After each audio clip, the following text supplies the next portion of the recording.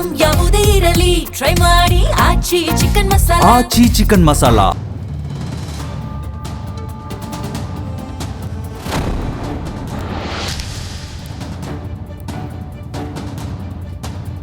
ನಮಸ್ಕಾರ, ಜಿ ಸಂವಾದಕ್ಕೆ ಸ್ವಾಗತ. ಇವತ್ತಿನ ಜಿ ಸಂವಾದದ ಚರ್ಚಾ ವಿಷಯ ಸಾಧನಾ ಸಮಾವೇಶ. 3 ವರ್ಷದ ಆಡಳಿತವನ್ನು ಕಾಂಗ್ರೆಸ್ ನಡೆಸಿದೆ. ಈ ಸಂದರ್ಭದಲ್ಲಿ 3 ವರ್ಷ ನೋಡಿ ನಾವಿಂಥ ಸಾಧನೆಗಳನ್ನು ಮಾಡಿದ್ದೇವೆ ಅಂತ ಹೇಳಿ ವೇದಿಕೆಯಲ್ಲಿ ಘಟಾನುಘಟಿ ನಾಯಕರು ಹೇಳಿಕೊಂಡಿದ್ದಾರೆ. ಹಾಗಾದರೆ ಈ ಸಂದರ್ಭದಲ್ಲಿ ಕರ್ನಾಟಕದ ಪ್ರತಿಪಕ್ಷ ಏನು ಹೇಳುತ್ತೆ ಅನ್ನೋದು ಕೂಡ ಅಷ್ಟೇ ಮುಖ್ಯ ಆಗುತ್ತೆ. ಯಾವ ಪುರುಷಾರ್ಥಕ್ಕೆ ಈ ಸಾಧನಾ ಸಮಾವೇಶ ಅನ್ನುವಂಥ ನೇರ ಪ್ರಶ್ನೆಯನ್ನು ಮಾಡಿರುವಂಥದ್ದು. ಹಾಗಾಗಿ 3 ವರ್ಷಗಳ ಕಾಲ ಕಾಂಗ್ರೆಸ್ ಕೊಟ್ಟಂತಹ ಆಡಳಿತ ಹೇಗಿತ್ತು, ಇಷ್ಟರ ಮಟ್ಟಿಗೆ ಬಿಜೆಪಿ ಮತ್ತು JDS ಟೀಕೆಯನ್ನು ಮಾಡ್ತಿದೆ ಅನ್ನೋದಾದರೆ ಯಾವ ಕಾರಣಕ್ಕೆ, ಇದೆಲ್ಲವನ್ನ ಕೂಲಂಕುಷವಾಗಿ ಚರ್ಚೆ ಮಾಡ್ತಾ ಹೋಗೋಣ. ನಾನು ದಿವ್ಯಶ್ರೀ.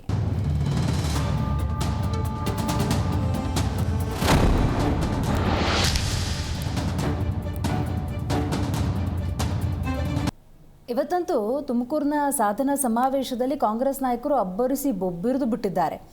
ಇದೊಂದು ರೀತಿ ಶಕ್ತಿ ಪ್ರದರ್ಶನದ ರೀತಿ ಗೋಚರ ಆಗ್ತಾ ಇತ್ತು. ಅದು ಮುಖ್ಯಮಂತ್ರಿ ಸಿದ್ದರಾಮಯ್ಯನವರ ಶಕ್ತಿ ಪ್ರದರ್ಶನವೋ ಅಥವಾ DK ಶಿವಕುಮಾರ್ ಅವರ ಶಕ್ತಿ ಪ್ರದರ್ಶನವೋ ಅಥವಾ ತುಮಕೂರು ಡಾಕ್ಟರ್ G ಪರಮೇಶ್ವರ್ ಇವರ ಶಕ್ತಿ ಪ್ರದರ್ಶನವೂ ಅರ್ಥ ಆಗಲಿಲ್ಲ. ಬಟ್ ಈ ಸಮಾವೇಶದ ಮೂಲಕ ಒಂದು ಸಂದೇಶವನ್ನು ಹೈಕಮಾಂಡ್ಗೆ ಕೊಡುವಂಥ ಪ್ರಯತ್ನ ಕೂಡ ಆಗ್ತಾ ಇದೆ ಅಂತ ಹೇಳಿದ್ರೆ ನಿಜಕ್ಕೂ ಕೂಡ ತಪ್ಪಾಗೋದಿಲ್ಲ. ಯಾಕಂತ ಹೇಳಿದ್ರೆ ಈ ಸಾಧನಾ ಸಮಾವೇಶದ ನಂತರದ ದಿನಗಳಲ್ಲಿ ಮಹತ್ವದ ಬದಲಾವಣೆ ಆಗುತ್ತೆ ಅನ್ನುವಂಥ ಮಾತು ಕೂಡ ಕೇಳಿಬರ್ತಾ ಇದೆ. ಎನಿಹೌ 3 ವರ್ಷದ ಕಾಲ ಕೊಟ್ಟಂತಹ ಮ್ಯಾಂಡೇಟ್ಗೆ ನಾವು ಈ ರೀತಿಯ ಸಾಧನೆಯನ್ನು ಮಾಡಿದ್ದೇವೆ ಅಂತ ಗ್ಯಾರಂಟಿಯನ್ನು ಉಲ್ಲೇಖ ಮಾಡಿ, ಕಂದಾಯ ಇಲಾಖೆಯ ಹಲವಾರು ವಿಚಾರಗಳನ್ನು ಪ್ರಸ್ತಾಪ ಮಾಡಿ, ಬಿಜೆಪಿ ತನ್ನ ಆಡಳಿತದಲ್ಲಿ ಏನು ಮಾಡಿದೆ ಅನ್ನುವಂಥ ಪ್ರಶ್ನೆಯನ್ನು ಮಾಡಿ ಇವತ್ತು ಬಹುತೇಕ ಕಾಂಗ್ರೆಸ್ ನಾಯಕರು ತಾವು ಮಾಡಿರುವಂಥ ಸಾಧನೆಗಳನ್ನು ಉಲ್ಲೇಖ ಮಾಡಿದ್ದಾರೆ. 1 ಲಕ್ಷಕ್ಕೂ ಅಧಿಕ ಜನರ ಮುಂದೆ ಕಾಂಗ್ರೆಸ್ ಸರ್ಕಾರದ ಗುಣಗಾನ ಆಗಿದೆ. 3 ವರ್ಷಗಳ ಗ್ಯಾರಂಟಿ ಸಂಕಲ್ಪ ಸಮಾವೇಶ ಅದು. ತುಮಕೂರಿನಲ್ಲಿ ಕಾಂಗ್ರೆಸ್ ಸರ್ಕಾರ ರಣಕಹಳೆ. ಸರ್ಕಾರದ ಸಾಧನೆಗಳನ್ನು ಸಚಿವರು ಕೊಂಡಾಡಿದ್ದಾರೆ. ಶಕ್ತಿ ಪ್ರದರ್ಶನದ ನೆಪದಲ್ಲಿ CM ಮತ್ತು DCM ಈ ಒಂದು ಕಾರ್ಯಕ್ರಮದಲ್ಲಿ ಭಾಗಿಯಾಗಿದ್ರು ಅಂತ ಹೇಳಿದ್ರೆ ತಪ್ಪಾಗೋದಿಲ್ಲ. ನನ್ನನ್ನು ಕೇಳಿದ್ರೆ ಈ ಸಾಧನಾ ಸಮಾವೇಶ ಅಂದಾಗ ಈ ಸಾಧನೆಯನ್ನು ನೀವು ಮಾಡಿದ್ದೀರಿ ಅಂತ ಜನ ಕೊಂಡಾಡಬೇಕು, ಜನ ಗುಣಗಾನ ಮಾಡಬೇಕು. ಆ ಇಲಾಖೆಗೆ ಸಂಬಂಧಪಟ್ಟಂತಹ ನಾಯಕರು ಸಚಿವರು ಬಂದ್ಬಿಟ್ಟು ಹಿಂಗೆ ಮಾಡಿದ್ದೀವಿ ಅಂತ ಹೇಳೋದಲ್ಲ. ಬದಲಾವಣೆ ಅನ್ನೋದಾಗಿದ್ದರೆ ಆ ಬದಲಾವಣೆಗಳನ್ನು ಜನಸಾಮಾನ್ಯರೇ ಉಲ್ಲೇಖ ಮಾಡ್ತಾರೆ. ಇದು ಒಂದು ಭಾಗ. ಈ ಆಯಾಮದಲ್ಲೂ ಕೂಡ ನಾವು ಯೋಚನೆಯನ್ನು ಮಾಡಬೇಕು ಅಂತೇಳಿ. ಸೊ ಎನಿಹಾವ್ ನಮಗೆ ಕೊಟ್ಟಂತಹ ಮ್ಯಾಂಡೇಟಲ್ಲಿ ನಮಗೆ ಕೊಟ್ಟಂತಹ ಅಧಿಕಾರದಲ್ಲಿ ನಾವಿಷ್ಟು ಮಾಡಿದ್ದೀವಿ ಅಂತ ಹೇಳ್ಕೊಂಡಿದ್ದಾರೆ. ಅದಕ್ಕೂ ಕೂಡ ಟೀಕೆ ಟಿಪ್ಪಣಿಗಳು ವ್ಯಕ್ತವಾಗಿದೆ. ಮುಖ್ಯಮಂತ್ರಿ ಸಿದ್ದರಾಮಯ್ಯ ಸೇರಿದ ಹಾಗೆ ಹಲವು ನಾಯಕರು ಮಾತಾಡಿದ್ದಾರೆ. ಬನ್ನಿ ಕೇಳೋಣ. ಡಾಕ್ಟರ್ G ಪರಮೇಶ್ವರ್ ಅವರು ವಾಲಂಟಿಯರ್ ಆಗಿ ನಾವು ತುಮಕೂರಿನಲ್ಲಿ ಮಾಡ್ತೇವೆ ಅಂತ ಹೇಳಿ ಮುಂದೆ ಬಂದರು. ನಾನು ಆಯಿತು ಅಂತಂದೆ. ಅದಕ್ಕೋಸ್ಕರ ಈ 3 ವರ್ಷದ ಸಾಧನೆಗಳು ಜೊತೆಗೆ ತುಮಕೂರು ಜಿಲ್ಲೆಯಲ್ಲಿ ಆಗಿರ್ತಕ್ಕಂಥದ್ದು, ರಾಜ್ಯದಲ್ಲಿ ಆಗಿರ್ತಕ್ಕಂಥದ್ದು, ಕಂದಾಯ ಇಲಾಖೆಯಲ್ಲಿ ಏನೇನು ಕಾರ್ಯಕ್ರಮಗಳನ್ನು ಮಾಡಿದ್ದಾರೆ ಆ ಎಲ್ಲ ಕಾರ್ಯಕ್ರಮಗಳನ್ನು ಕೂಡ ಇವತ್ತು ಜನರಿಗೆ ತಿಳಿಸ್ತಕ್ಕಂಥ ಕೆಲಸವನ್ನು ಮಾಡಿದೆ. ನಾವು 3 ವರ್ಷಗಳ ಹಿಂದೆ ಜನರ ಮುಂದೆ ಬಂದಾಗ ಅನೇಕ ವಾಗ್ದಾನಗಳನ್ನು ಕೊಟ್ಟಿದ್ದು, ಭರವಸೆಗಳನ್ನು ಕೊಟ್ಟಿದ್ದು. ನಮ್ಮ ಪ್ರಣಾಳಿಕೆ ಮೂಲಕವಾಗಿ ಸುಮಾರು 592 ಭರವಸೆಗಳನ್ನು ಕೊಟ್ಟಿದ್ದು. 592 ಭರವಸೆಗಳನ್ನು ಕೊಟ್ಟಿದ್ದು. ಆ ಭರವಸೆಗಳ ಪ್ರಣಾಳಿಕೆಯ ಸಮಿತಿಯ ಅಧ್ಯಕ್ಷರಾಗಿ ಡಾಕ್ಟರ್ ಪರಮೇಶ್ವರ್ ಅವರು ಆಗಿದ್ರು ಅಂತಕ್ಕಂಥದ್ದನ್ನು ಇವತ್ತು ನೆನಕಬೇಕಾಗ್ತದೆ. ಅವರು ಈ ರಾಜ್ಯದಲ್ಲಿ ಏನೇನು ಮಾಡಲಿಕ್ಕೆ ಸಾಧ್ಯ ಆಗ್ತದೆ, ಜನರ ಸಮಸ್ಯೆಗಳೇನು, ಅದಕ್ಕೆ ಪರಿಹಾರಗಳೇನು ಅಂತಕ್ಕಂಥದ್ದನ್ನು ಸೂಚಿಸತಕ್ಕಂಥ ಮ್ಯಾನಿಫೆಸ್ಟೋವನ್ನು ಜನರ ಮುಂದೆ ಇಡ್ತಕ್ಕಂಥ ಪ್ರಯತ್ನವನ್ನು ಮಾಡಿದ್ರು. ನರೇಂದ್ರ ಮೋದಿಯವರು ಸುಮಾರು 12 ವರ್ಷಗಳ ಕಾಲ ಗುಜರಾತ್ನ ಮುಖ್ಯಮಂತ್ರಿ ಆಗಿದ್ದರು. 2001ರಲ್ಲಿ ಅಧಿಕಾರಕ್ಕೆ ಬಂದು 2014 ಕೂಡ ಅವರು ಅಧಿಕಾರದಲ್ಲಿ ಇದ್ರು ಅಂತಕ್ಕಂಥ ಮಾತುಗಳನ್ನು ಹೇಳಲಿಕ್ಕೆ ಬಯಸ್ತಾ ಇದ್ದೇನೆ. ಸುಮಾರು 35 ವರ್ಷ ಗುಜರಾತ್ನಲ್ಲಿ ಭಾರತೀಯ ಜನತಾ ಪಕ್ಷದವರು ಅಧಿಕಾರದಲ್ಲಿ ಇದ್ದಾರೆ. ಎಲ್ಲ ಕಡೆ ಪ್ರಚಾರ ಮಾಡಿದ್ರು. ಇಲ್ಲಿ ಯಡಿಯೂರಪ್ಪನವರು, ಅಶೋಕ್ ಅವರು, ಬಸವರಾಜ ಬೊಮ್ಮಾಯಿ ಅವರು, ವಿಜೇಂದ್ರ ಅವರು ಗುಜರಾತ್ ಮಾದರಿ ಸರ್ಕಾರ ಅಂತೇಳಿ ಪ್ರಚಾರವನ್ನು ಮಾಡಿದ್ರು. ಗುಜರಾತ್ನಲ್ಲಿ ಇವತ್ತು ಏನಾಗ್ತಾ ಇದೆ ಅಂತಕ್ಕಂಥದ್ದನ್ನು ನೋಡಲಿಕ್ಕೆ ಸಾಧ್ಯ ಆಗ್ತದೆ. 35 ವರ್ಷಗಳ ಕಾಲ ಅಧಿಕಾರದಲ್ಲಿದ್ದರೂ ಕೂಡ ಗುಜರಾತ್ನ ಅಭಿವೃದ್ಧಿ ಆಗಿಲ್ಲ ಅಂತಕ್ಕಂಥ ಮಾತುಗಳನ್ನು ಹೇಳಲಿಕ್ಕೆ ಬಯಸ್ತಾ ಇದ್ದೇನೆ. ಅದರಿಂದ ಇವತ್ತು ಗುಜರಾತ್ ಮಾದರಿ ಅಲ್ಲ, ಕರ್ನಾಟಕ ಸರ್ಕಾರ ನಾವು ಏನು ಮಾಡ್ತಾ ಇದ್ದೀವಿ ಇದು ಮಾದರಿಯಾದಂಥ ಸರ್ಕಾರ ಅಂತಕ್ಕಂಥ ಮಾತುಗಳನ್ನು ತಮಗೆ ತಿಳಿಸಲಿಕ್ಕೆ ಬಯಸ್ತಾ ಇದ್ದೇನೆ. ಇಲ್ಲಿ ಅಂಕಿಅಂಶಗಳು ಬಂದಿದೆ.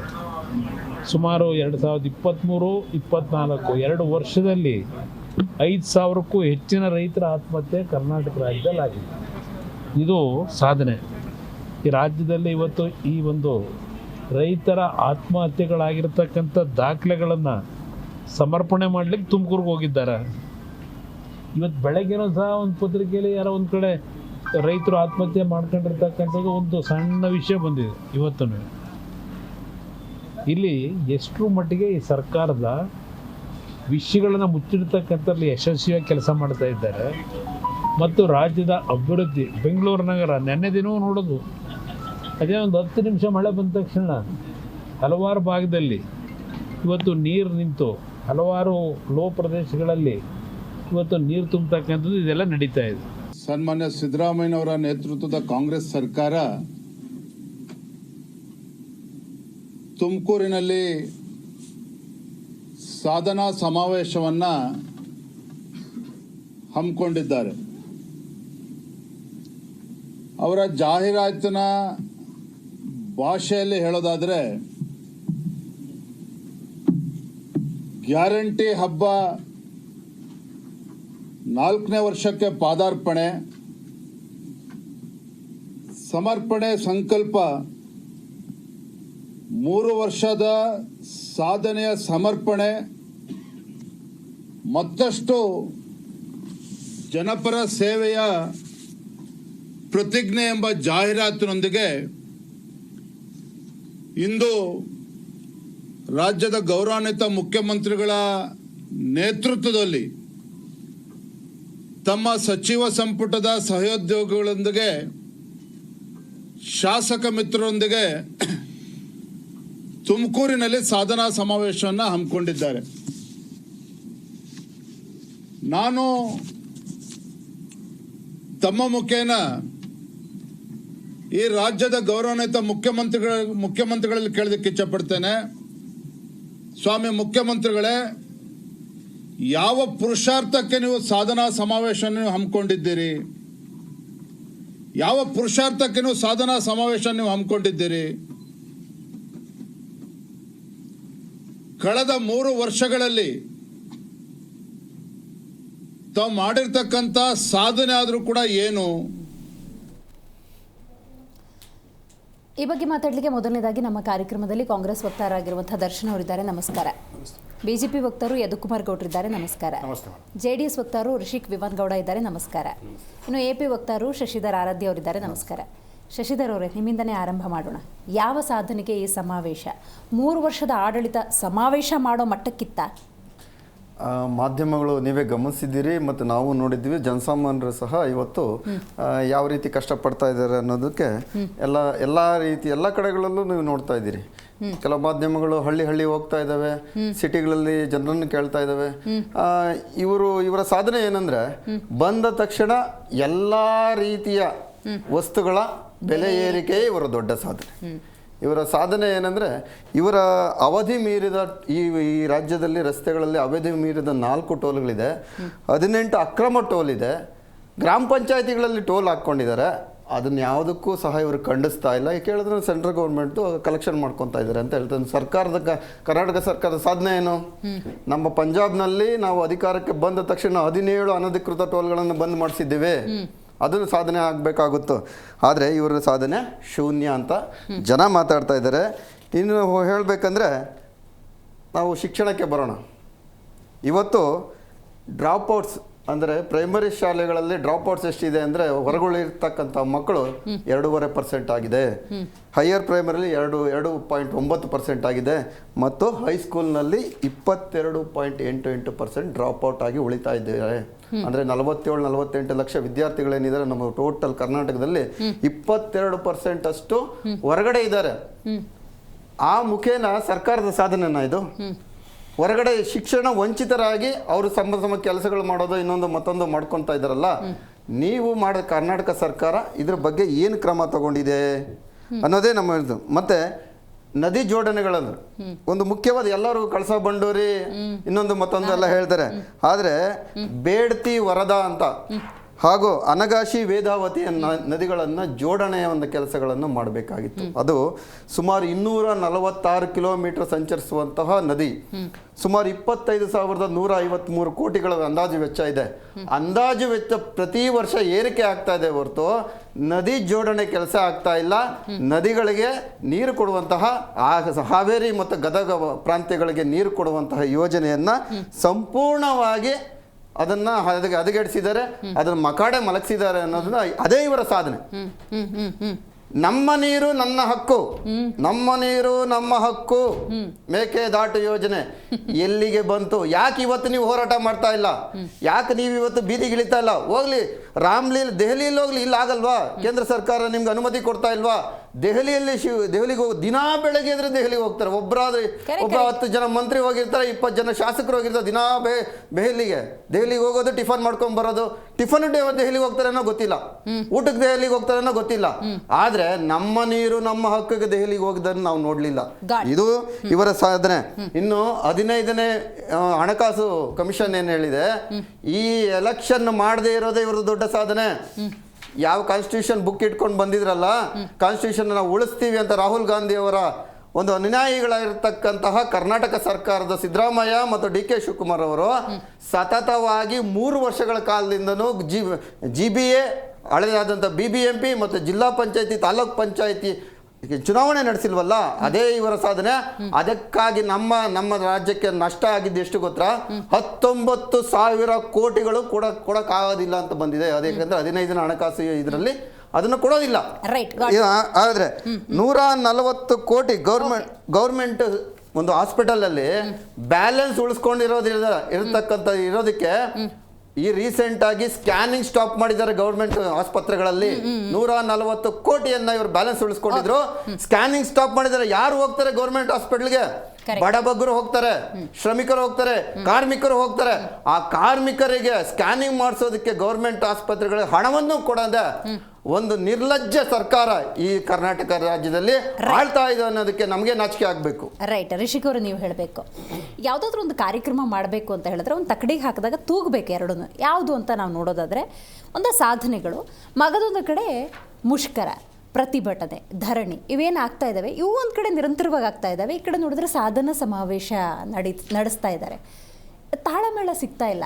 ಏನು ಹೇಳ್ತೀರಿ ಇದ್ರ ಬಗ್ಗೆ? ಮೊದಲನೇದಾಗಿ ತಮ್ಮ ಮಾಧ್ಯಮದ ಮುಖಾಂತರ ಕರ್ನಾಟಕದಿಂದ ಏಕೈಕ ಪ್ರಧಾನಿಯಾಗಿರೋ ನಮ್ಮ ಮಣ್ಣಿನ ಮಗ ಸನ್ಮಾನ್ಯ ದೇವೇಗೌಡ ಅಪ್ಪಾಜಿ ಅವ್ರಿಗೆ ಹುಟ್ಟುಹಬ್ಬದ ಶುಭಾಶಯಗಳು. ನಿನ್ನೆ ಇತ್ತು, ಬಟ್ ಇವತ್ತು ಆಪರ್ಚುನಿಟಿ ಸಿಕ್ಕಿದೆ, ವಿಶ್ ಮಾಡ್ತಾ ಇದ್ದೀನಿ. ಇನ್ನು ಸನ್ಮಾನ್ಯ DK ಶಿವಕುಮಾರ್ ಅವರು, ಬೆಂಗಳೂರು ಉಸ್ತುವಾರಿ ಸಚಿವರು, ಕಾಂಗ್ರೆಸ್ ಆಡಳಿತ ಪಕ್ಷ ಏನೀಗಿದೆ, with due respect Sonia Gandhiji ಅವರಿಗೆ ಹಾಗೂ ಸನ್ಮಾನ್ಯ ರಾಹುಲ್ ಗಾಂಧೀಜಿ ಅವರಿಗೆ, ನಾವು ಒಂದು ಡೆವಲಪ್ಡ್ ಕಂಟ್ರಿ, ಒಂದು ಇಟಲಿ ಇದೆಯಲ್ವಾ, ಅದರಲ್ಲಿ ವೆನೀಸ್ ಅಂತ ಇದೆಯಲ್ವಾ, ಆ ಮಾದರಿಯಲ್ಲಿ ಬೆಂಗಳೂರನ್ನ ಮಾಡ್ತೀವಿ ಅಂತ ಅಂದ್ಬಿಟ್ಟು ಬ್ಯಾಂಗ್ಳೂರ್ನ ನಿಮಗೆ ವೆನೀಸ್ ಮಾಡಿದ್ದಾರೆ. ಸೊ ಇದು ಇವರ ಸಾಧನೆ. ಇನ್ನು ಇದೇ 3 ವರ್ಷದಲ್ಲಿ ನಾವು ಸಾಧನೆ ಮಾಡ್ತಾ ಇದ್ದೀವಿ ಅಂತ ಹೇಳ್ಕೊಂಡು ಒಂದು ಸಾಧನೆ ಉತ್ಸವ ಮಾಡೋದೇ ಒಂದು ಸಾಧನೆ ಅವ್ರದ್ದು. ಈ 2 ವರ್ಷದಲ್ಲಿ ನಮ್ಮ ಕಾಂಗ್ರೆಸ್ ವಕ್ತಾರರು ಯಾರೆಲ್ಲ ಬಂದು ಪೇಪರ್ ಹಿಡ್ಕೊಂಡು ಎಲ್ಲೆಲ್ಲಿ ಗುದ್ಲಿ ಪೂಜೆ ಮಾಡಿದ್ದೀವಿ ಅಂತ ಸಾಧನೆ ಅಂತ ಹೇಳಿದ್ರು, ಆ ಗುದ್ಲಿ ಪೂಜೆ ಆದಮೇಲೆ ಎಷ್ಟು ಕಲ್ಲಿಟ್ಟಿದ್ದಾರೆ, ಅದು ಯಾವ ಹಂತಕ್ಕೆ ಬಂದಿದೆ, ಯಾವ್ಯಾವ ಪ್ರಾಜೆಕ್ಟ್ಗಳು, ಅನ್ನೋದನ್ನ ಅದೇ ಏನಾದ್ರು ಒಂದು ಸಾಧನೆ ಇದ್ರೆ ಸಾಧನೆ ಅಂತ ಹೇಳಬೇಕು. ಇನ್ನು ಈ ಸಾಧನೆ ಲಿಸ್ಟಲ್ಲಿ ಗ್ಯಾರಂಟಿ ಅನ್ನೋವಂಥ ಒಂದು ಪದ ತೆಗೆದುಬಿಟ್ಟು ಬೇರೆ ಏನಾದರೂ ಸಾಧನೆ ಇದೆಯಾ ಅನ್ನೋವಂಥದ್ದು ಹೇಳಬೇಕಾಗುತ್ತೆ, ಅದು ಒಂದು ಸಾಧನೆ. ಯಾಕೆ ಗ್ಯಾರಂಟಿ ಸಾಧನೆ ಅಲ್ವಾ? ಗ್ಯಾರಂಟಿ ಸಾಧನೆ ಅಲ್ವೇ ಅಲ್ಲ ಮೇಡಮ್ ನಿಮ್ಗದು. ಯಾಕೆಂದ್ರೆ ನೀವು ಒಂದು ವರ್ಷದಲ್ಲಿ ಗ್ಯಾರಂಟಿ ನಾವು ಕೊಡ್ತಾ ಇದೀವಿ ಅಂತ ಒಂದು ಸಾಧನೆ ನೀವು ತೋರಿಸಾದ್ಮೇಲೆ 2ನೇ ವರ್ಷದಲ್ಲೂ ಗ್ಯಾರಂಟಿ ಕೊಡ್ತಾ ಇದೀವಿ ಅನ್ನೋದೇ ಸಾಧನೆನಾ? 3ನೇ ವರ್ಷದಲ್ಲೂ ಸಾಧನೆ ಕೊಡ್ತಾ ಇದೀವಿ 5 ಗ್ಯಾರಂಟಿ ಅಲ್ಲ. ನಿಮಗೆ ಸಾಧನೆ ಅನ್ನುವಂಥದ್ದು ಇದ್ರೆ ಏನಾದ್ರು ಒಂದು ಶ್ರಮ ಹಾಕಿ ಸಾಧನೆ ಮಾಡಿದ್ರೆ ಅದು ಸಾಧನೆ. ಅದು ಸುಮ್ಮನೆ ಇರೋದನ್ನ ತಗೊಂಡು ಕೊಡೋದನ್ನ ಸಾಧನೆ ಅಂತ ಹೇಳಲ್ಲ ನಿಮಗೆ. ಇವತ್ತು ಕರ್ನಾಟಕದ ಅಷ್ಟು ಮಹಿಳೆಯರು ಇಲ್ಲ ಅದು ಶಕ್ತಿ ಯೋಜನೆಯಲ್ಲಿ ಆ ಪಾಯಿಂಟ್ಸ್ ಬರ್ತೀನಿ ನಿಮಗೆ. ಪರ್ಟಿಕ್ಯುಲರ್ ಇನ್ಡೆಪ್ತ್ ಆಗಿ ಮಾತಾಡೋಣ, ಗ್ಯಾರಂಟಿ ಇಟ್ಕೊಂಡೇ ಮಾತಾಡೋಣ, ಏನು ಸಾಧ್ಯ ಆಗಿದೆ ಅಂತ ವಿತ್ ಫ್ಯಾಕ್ಟ್ಸ್ ಅಂಡ್ ಫಿಗರ್ಸ್ ಮಾತಾಡೋಣ. ಬಟ್ ಫಸ್ಟ್ ರಿಯಾಕ್ಷನ್ ಅಲ್ಲಿ ಹೇಳೋದೇನು ಅಂತ ಹೇಳಿದ್ರೆ, ಬರೀ ಇರೋದನ್ನ ತಗೊಂಡು ನಾನು ಗ್ಯಾರಂಟಿನ ಕೊಟ್ಟೆ ಅನ್ನೋದೇ ಒಂದು ಸಾಧನೆ ಅಲ್ಲ. ಆ ಸಾಧನೆ ಕೊಡಬೇಕಾದ್ರೂ ಸತ್ತಿರೋರ ಹೆಸರಿಗೆಲ್ಲ ನಾನು ಗ್ಯಾರಂಟಿ ಕೊಟ್ಟಿದ್ದೀನಿ ಅನ್ನೋದು ಕೂಡ ಸಾಧನೆ ಅಲ್ಲ. ಅಭಿವೃದ್ಧಿ ಅಂತ ಬಂದಾಗ ಯಾವ್ದಾದ್ರು ಕಣ್ಣು ಕಾಣಿಸುವಂಥದ್ದು, ಯಾವುದಾದರೂ ಒಂದು ಕಟ್ಟಡಗಳು ಕಣ್ಣು ಕಾಣಿಸ್ಬೇಕು, 100 ಜನಕ್ಕೆ ಉಪಯೋಗ ಆಗ್ತಾ ಇದೆ ಅನ್ನುವಂಥದ್ದು. ಇಲ್ಲ ಯಾವ್ದಾದ್ರು ಒಂದು ಪಾಲಿಸಿ ಮೇಕಿಂಗ್ ಅಂತ ತಗೊಂಡಾಗ ಈ ಒಂದು ಆಡಳಿತಾತ್ಮಕವಾಗಿ ಒಂದು ಕಾಂಗ್ರೆಸ್ ಸರ್ಕಾರ ಬಂದ ಮೇಲೆ ನಾವು ಈ ರೀತಿ ಒಂದು ಪಾಲಿಸಿ ಮಾಡಿದೀವಿ, ಈ ಪಾಲಿಸಿ 100 ಜನಕ್ಕೆ ಅನುಕೂಲ ಆಗ್ತಾ ಇದೆ ಅಂತ ಏನಾದ್ರು ಒಂದು ಪಾಲಿಸಿ ಮೇಕಿಂಗ್ ಇವರೇನಾದ್ರು ಮಾಡಿದ್ರೆ ತೋರಿಸಿದ್ರೆ ಅದು ಒಂದು ಸಾಧನೆ. ಅದನ್ನ ಹೊರತುಪಡಿಸಿ ಇನ್ನು ನಾನು ಆ್ಯಡ್ ಆನ್ ಮಾಡ್ಬಿಡ್ತೀನಿ. ಕುಮಾರಸ್ವಾಮಿ ಅವರು ಮಾತಾಡ್ತಿದ್ರು, ನಿಮ್ಮ ನಾಯಕರು ಗಮನಿಸಿದೆ ನೋಡಿ, ರೈತರ ಆತ್ಮಹತ್ಯೆ ಇವರ ಸಾಧನೆ ಅಂತ ಹೇಳಿ. ಅವಾಗ ನಮಗೆ ಸಹಜವಾಗಿ ಕಂಪ್ಯಾರಿಸನ್ ಬರುತ್ತೆ. ಕುಮಾರಸ್ವಾಮಿ ಅವರು 2 ಅವಧಿಯಲ್ಲಿ CM ಆಗಿದ್ದಾಗ 2400ಕ್ಕೂ ಹೆಚ್ಚು ರೈತರ ಆತ್ಮಹತ್ಯೆ ಒಂದು ಅವಧಿಯಲ್ಲಿ, ಇನ್ನೊಂದು ಅವಧಿಯಲ್ಲಿ 1900 ಚಿಲ್ಲರೆ ಡೆತ್ಸ್ ಆಗಿರುತ್ತೆ. ನೀವು ಯಾವ ನೈತಿಕತೆ ಇಟ್ಕೊಂಡು ಇವತ್ತು ಕಾಂಗ್ರೆಸ್ನ ರೈತರ ಆತ್ಮಹತ್ಯೆ ಬಗ್ಗೆ ಟೀಕೆ ಮಾಡ್ತಾ ಇದ್ದೀರಿ? ಮೇಡಮ್ ನೋಡಿ, ನಾವು ಸಾವನಲ್ಲಿ ನಂಬರ್ಸ್ನ ಕಂಪ್ಯಾರಿಸನ್ ಮಾಡ್ಕೊಂಡ ಸಾಧನೆ ಯಾರ್ದು ಅಂತ ನಾವು ಹೇಳ್ತಾ ಇಲ್ಲ. ಈಗ ಉದಾಹರಣೆಗೆ ಬಿಡದಿಯಲ್ಲಿ ಏನದು ಹಸು ಸಾಕ್ತಿರೋರು, ಹೊಲದಲ್ಲಿ ಉಳುಮೆ ಮಾಡ್ತಿರೋರು, ಅವ್ರನ್ನೆಲ್ಲ ರೈತರಲ್ಲ ಅವ್ರ ಪ್ರಕಾರ, ನಮ್ಮ ಪ್ರಕಾರ ಅಲ್ಲ. ಆ 7,000 ಎಕರೆ ಜಮೀನ ನಾನು ಒಡೆದು ಕಿತ್ಕೊಳ್ತೀನಿ ಅನ್ನೋ ರೀತಿಯಲ್ಲಿ ಕಿತ್ಕೊಳ್ತೀನಿ ಅಂತ ಹೋಗ್ತಾ ಇರುವಂಥದ್ದೇ ಸಾಧನೆನಾ? ಈ ಹಿಂದೆ ದೇವನಹಳ್ಳಿಲಿ ಚನ್ನಪಟ್ಟಣ ಹೋಬಳಿಲಿ 1700 ಎಕರೆ KDBಗೆ ಅಕ್ವಿಸಿಷನ್ಗೆ ಅಂತ ಮಾಡಕ್ ಹೋಗ್ಬಿಟ್ಟು ಕಿತ್ಕೊಂಡ್ರಲ್ಲ, ಅದು ಒಂದು ಸಾಧ್ಯನಾ ನಿಮಗೆ? ಇನ್ನ ಒಂದೊಂದೇ ಹೇಳ್ತಾ ಬಂದ್ರೆ ಶಿಕ್ಷಣ ಅಂತ ಬರೋಣ. ಸನ್ಮಾನ್ಯ ಪ್ರಿಯಾಂಕ ಖರ್ಗೆ ಅವರು ಸತತವಾಗಿ ಅಲ್ಲಿ ಗೆದ್ದು ಶಾಸಕರಾಗಿ, ಮಂತ್ರಿಗಳಾಗಿ, ಸಚಿವರಾಗಿ ಎಲ್ಲ ಆಗಿ ಬಂದಿದ್ದಾರೆ. ಇವತ್ತಿಗೂ ನಿಮಗೆ ಶಿಕ್ಷಣ ಏನದು ರ್ಯಾಂಕಿಂಗ್ ಅಲ್ಲಿ ತಗೊಂಡ್ರೆ ಅದು ಲಾಸ್ಟ್ ಅಲ್ಲಿ ನಂಬರ್ 1. ಇದು ಸಾಧನೆನಾ? ನಿಮಗೆ ರೆವಿನ್ಯೂ ಡಿಪಾರ್ಟ್ಮೆಂಟ್ ಅಲ್ಲಿ ಅಂತ ಬರೋದಾದ್ರೆ ನಿಮ್ಗೆ ಅದೇನೋ A ಖಾತಾ, B ಖಾತಾ, Z ಖಾತಾ, D ಖಾತಾ, ಯಾವ್ಯಾವ ಖಾತಾ ಕೊಡ್ತಾರೋ ನಮಗಂತೂ ಗೊತ್ತಿಲ್ಲ. 5 ಲಕ್ಷ ಕೊಡಿ, 5% ಕೊಡಿ ಅಂದ್ಬಿಟ್ರು. ಈಗ ಅವೆಲ್ಲ ಡಿಸ್ಕೌಂಟ್ ಬಂದ್ಬಿಟ್ರು, 2% ಬಂದ್ಬಿಟ್ರು. ನಾಳೆ ಇನ್ನೂ ಅದು ಎಲ್ಲೆಲ್ಲಿಗೆ ಬರ್ತಾವ? ಸನ್ಮಾನ್ಯ ಕುಮಾರಣ್ಣ ಹೇಳಿದ್ರೆ ಯಾವುದೇ ಕಾರಣಕ್ಕೂ ಕೊಡಬೇಡಿ ಅಂತ. ಇದು ಸಾಧನೆನಾ? ನಿಮಗೆ ಹಿಂಗೆ ಒಂದೊಂದೇ ಡಿಪಾರ್ಟ್ಮೆಂಟ್ ಅಲ್ಲಿ ನನಗೆ ಟೈಮ್ ಕೊಟ್ಟರೆ ನೀವು 1 ಅವರ್ ಕಾಂಗ್ರೆಸ್ ಅವರು 3 ವರ್ಷದಲ್ಲಿ ಏನ್ ಮಾಡಿದ್ದಾರೆ ಅಂತ ಅಂದ್ಬಿಟ್ಟು ಒಂದೊಂದು ಸಚಿವಾಲಯದ ಸಾಧನೆ ನಾನು ನಿಮಗೆ ಬಿಚ್ಚಿಟ್ಬಿಟ್ಟು ಹೇಳ್ತೀನಿ. ರೈಟ್. ಯದುಕುಮಾರ್ ಗೌಡ್ರೆ, ಸಾಧನಾ ಸಮಾವೇಶದಲ್ಲಿ ಕರ್ನಾಟಕ ಕಾಂಗ್ರೆಸ್ನ ಸಾಧನೆಗಳ ಜೊತೆಗೆ ಅವರು ಉಲ್ಲೇಖ ಮಾಡಿದ ಮೇನ್ ಇಂಪಾರ್ಟೆಂಟ್ ವಿಚಾರ ಅಂತ ಹೇಳಿದ್ರೆ ಕೇಂದ್ರ ಸರ್ಕಾರದ ವೈಫಲ್ಯಗಳು. ಇದ್ರ ಬಗ್ಗೆ ಏನು ಹೇಳ್ತೀರಿ? ಬಹಳ ಟೀಕೆ ಟಿಪ್ಪಣಿಗಳು ವ್ಯಕ್ತವಾಗಿದೆ. ನರೇಂದ್ರ ಮೋದಿ ಆದಿಯಾಗಿ ಹಲವು ಹೆಸರುಗಳನ್ನು ಉಲ್ಲೇಖ ಮಾಡಿ ಕೇಂದ್ರ ಸರ್ಕಾರ ಯಾವ ರೀತಿ ಆಡಳಿತ ನಡೆಸ್ತಾ ಇದೆ, ಕರ್ನಾಟಕಕ್ಕೆ ಎಷ್ಟು ಅನ್ಯಾಯ ಆಗಿದೆ ಅನ್ನೋದನ್ನು ಹೇಳಿದ್ದಾರೆ. ಯಾಕಂದರೆ ಬೇರೆ ಕೇಂದ್ರ ಸರ್ಕಾರದ ಬಗ್ಗೆ ಮಾತಾಡೋದಕ್ಕಿಂತ ಮುಂಚೆ ಈ ಸರ್ಕಾರ ಕುಂಟುತ್ತಾ, ತೆವಳುತ್ತಾ, ಕುರ್ಚಿ ಕಿತ್ತಾಟದಲ್ಲಿ ಕಿತ್ತುತ್ತಾ ಮಾಡಿದಂಥದ್ದೇ 3 ವರ್ಷದ ಸಾಧನೆ. ಇದು ಸಾಧನೆಯ ಸಮಾವೇಶ ಅಲ್ಲ ಮೇಡಮ್. ಸಾಧನೆಯಲ್ಲಿ ಶೂನ್ಯ, ಲೂಟಿಯಲ್ಲಿ ಅಗ್ರಗಣ್ಯ ಇದೆ ಇವರು 3 ವರ್ಷದ ಇದಂಥದ್ದು. ನಾವು ಕೇಳುವಂಥದ್ದು ನಿಮ್ಮ ಸಾಧನೆಗಳ ಪಟ್ಟಿ ಕೊಡ್ರಿ ಅಂತಂದ್ರೆ ಬರೀ ಗ್ಯಾರಂಟಿ. ನೀವು ಯಾವಾಗಲೂ ಗ್ಯಾರಂಟಿ. ನಾವು ಹೇಳ್ತೀವಿ ಗ್ಯಾರಂಟಿ ಒಂದು ಸಾಮಾಜಿಕ ಬದ್ಧತೆ ಅದಿರಲಿ, ಅದು ಬಿಟ್ಟು ಅಭಿವೃದ್ಧಿ ಅನ್ನೋದೇನಿದೆ, ಅಭಿವೃದ್ಧಿ ಅನ್ನೋದೇನಿದೆ ಅಂದಾಗ ನಾವು ಕಳೆದ ವರ್ಷ ಕೂಡ ಮಾತಾಡ್ತಾ ಇರ್ಬೇಕಾದಾಗ ಎಲ್ಲಾನು ಶೂನ್ಯ ಅಂತಾನೆ ಮಾತಾಡಿದ್ವಿ ತಮ್ಮ ಜೊತೆಗೆ ಡಿಸ್ಕಸ್ ಮಾಡಿದಾಗ. ಇವತ್ತು ರಾಜ್ಯದ ಖಜಾನೆ ಅಂತಕ್ಕಂದಾಗ ಪ್ರತಿಯೊಬ್ಬ ನಾಗರಿಕರ ಮೇಲೆ ಎಷ್ಟು ಸಾಲ ಇದೆ, ರಾಜ್ಯ ಸರ್ಕಾರದ 8 ಲಕ್ಷ ಕೋಟಿ ಸಾಲ ಏನಿದೆ ಅದನ್ನೇನ್ ಮಾಡಿದೆ. ಮತ್ತೆ ಮೂಡಾದಲ್ಲಿ ಅವರು ಏನಂತಾರೆ 14 ಸೈಟ್ ಕೊಟ್ಬಿಟ್ಟು ತಪ್ಪಿಸ್ಕೊಂಡ್ರು. ಆದ್ರೆ ಅವರ ಅತ್ಯಾಪ್ತ ಮರಿಗೌಡ ಅವರ ಇಡಿ ಅಟ್ಯಾಚ್ಮೆಂಟ್ ಮಾಡ್ಕೊಂಡಿದ್ದಂಥದ್ದು 100 ಕೋಟಿಗಿಂತ ಹೆಚ್ಚು ಆಸ್ತಿಗಳು. ಇದು ಮೂಡಾದ ಅವರ ಸಾಧನೆ. ಈ ಸಾಧನೆಗೋಸ್ಕರ ಅವರ 3 ವರ್ಷದ ಸಾಧನೆ. ಎಸ್ಕಾಂಗಳಿಗೆ ಮೇಡಮ್, ಎಸ್ಕಾಂಗಳಿಗೆ ಕೊಡಬೇಕಾದಂತ ಬಾಕಿ 42,190 ಕೋಟಿ. ಅದ್ರಲ್ಲಿ ಬೆಸ್ಕಾಂದು 690 ಕೋಟಿ ಬೆಸ್ಕಾಂದು. ಬೆಸ್ಕಾಂ ಇರೋದು. ಅಂದ್ರೆ ಅವ್ರಿಗೆ ಅವರ ಒಂದು ಪಿಂಚಣಿ ಮತ್ತು ಪೆನ್ಷನ್ಸ್ ಮತ್ತೆ ಬೇರೆ ಅದು ಕೊಡ್ಬೇಕಾದಾಗ ಸರ್ಕಾರ ಬಂದು ಕನ್ಸ್ಯೂಮರ್ಸ್ ಮೇಲೆ, ಎಲೆಕ್ಟ್ರಿಸಿಟಿ ಕನ್ಸ್ಯೂಮರ್ಸ್ ಮೇಲೆ 3 ವರ್ಷಗಳ ತೆರಿಗೆ ಹಾಕ್ತು. ಎಕ್ಸಸ್ ಇದು 35 ಪೈಸಾ, 45 ಪೈಸಾ, 65 ಪೈಸಾ ಅಂತ. ಅಂದ್ರೆ ಈ 3 ವರ್ಷದಲ್ಲಿ ಏನ್ ಬರುತ್ತೆ ಅದರ ಬಾಕಿ ಹಣ ಬೆಸ್ಕಾಂ ಅವರಿಗೆ ಬಾಕಿ ಹಣ ಯಾರು ರಿಟೈರ್ಡ್ ಆದ್ರಲ್ಲ ಅವ್ರು ಕೊಡಕ್ ಅನ್ನೋದಕ್ಕೆ ಈ ರೀತಿ ಮೊನ್ನೆ ಇಂಡಸ್ಟ್ರಿಯಲ್ ಯೂನಿಟ್ಸ್ ಜಾಸ್ತಿ ಮಾಡಿದಂಥದ್ದು. ಯಾವ್ದಾವ್ದಕ್ಕೆ ನೀವು ಸಾಧನೆ ಸಮಾವೇಶ ಮಾಡ್ತೀರಾ? ಆಮೇಲೆ ನಾವು ವಾಸ್ತವವಾಗಿ ಹೇಳ್ಬೇಕಾದಾಗ 1 ವರ್ಷದ ಮಾಡ್ತೀವಿ, 2 ವರ್ಷದ ಮಾಡ್ತೀವಿ. ಈಗ 6 ತಿಂಗಳ ಮುಂಚೆ ಒಂದು ಮಾಡ್ಕೊಂಡ್ರಲ್ಲಪ್ಪ 2.5 ವರ್ಷದ್ದು. ಅದ್ಯಾವುದಕ್ಕೆ ಕುರ್ಚಿ ಕಿತ್ತಾಟಕ್ಕದು? ಇದು ಕುರ್ಚಿ ಇದೇನು ಬರೋದೇ ಇಲ್ಲ ಅನ್ನೋದಕ್ಕೆ ಇನ್ನೊಂದು ಸಾಧನೆನಾ ಇದು? ಮತ್ತೆ ಕಾನೂನು ಸುವ್ಯವಸ್ಥೆಯಲ್ಲಿ ನನಗೇನೂ ಗೊತ್ತಿಲ್ಲ ಅಂತ ಇಡೀ ಭಾರತದಲ್ಲಿ ಹೆಸರುವಾಸಿ ಆಗಿರುವಂತ ಜಿ ಪರಮೇಶ್ವರ್ ಅದರ ಮುಂದಾಳತ್ವ. ಜಿ ಪರಮೇಶ್ವರ್ ಕಾನೂನು ಸುವ್ಯವಸ್ಥೆ ಏನು ಅಂತ ಗೊತ್ತಿಲ್ದಿರ ಮಹಿಳೆಯರ ಶೋಷಣೆ ಆಗ್ಬೋದು, ಯಾವ್ಯಾವ ರೀತಿ ನೀವು ಯಾವ್ದೇ ಕೇಳಿ ನನಗೇನು ಗೊತ್ತಿಲ್ಲ. ಇದು ಇವ್ರ ಸಾಧನೆ. ನಾವು ಕೇಳ್ತಾ ಇರೋಂಥದ್ದು ಏನಂದ್ರೆ ಅದಕ್ಕೆ ಡಾಕ್ಟರ್ ಜಿ ಪರಮೇಶ್ವರ್ ಅವರೇ ಉತ್ತರ ಕೊಟ್ಟಿದ್ದಾರೆ. ಕೆಲವೊಂದು ಸೂಕ್ಷ್ಮ ವಿಚಾರಗಳನ್ನ ಯಾವ್ದನ್ನು ಹೇಳಬೇಕು ಹೇಳಬಾರದು ಅನ್ನುವಂತ ಅರಿವಿದ್ಕೊಂಡೇ ಇಲ್ಲಿ ಕೂತ್ಕೊಂಡಿರುವಂತದ್ದು. ನೀವೆಲ್ಲವನ್ನ ರಿವೀಲ್ ಮಾಡಕ್ಕಾಗಲ್ಲ ಇದಕ್ಕೂ. ಮೇಡಮ್ ಅವರು ಸೀನಿಯರ್ ಮೋಸ್ಟ್ ಮಿನಿಸ್ಟರ್. ನಾವ್ ಅನ್ಕೊಂಡ್ವಿ ಅವ್ರ ಜವಾಬ್ದಾರಿಯುತ ಮಿನಿಸ್ಟರ್. ಒಂದು ಸಿಎಂ ಆಗ್ಬೇಕು, ದಲಿತ ಸಿಎಂ ಅಂತ ಅವರಲ್ಲಿ ಕೂಗ್ ಬಂದ್ಬೇಕಾದಾಗ ಒಂದು ಸಿಎಂ ಕ್ಯಾಂಡಿಡೇಟ್ ಅವ್ರು ಎಷ್ಟು ಬೇಜವಾಬ್ದಾರಿಯುತವಾಗಿ ಮಾತಾಡ್ತಾ ಇದ್ದಾರೆ.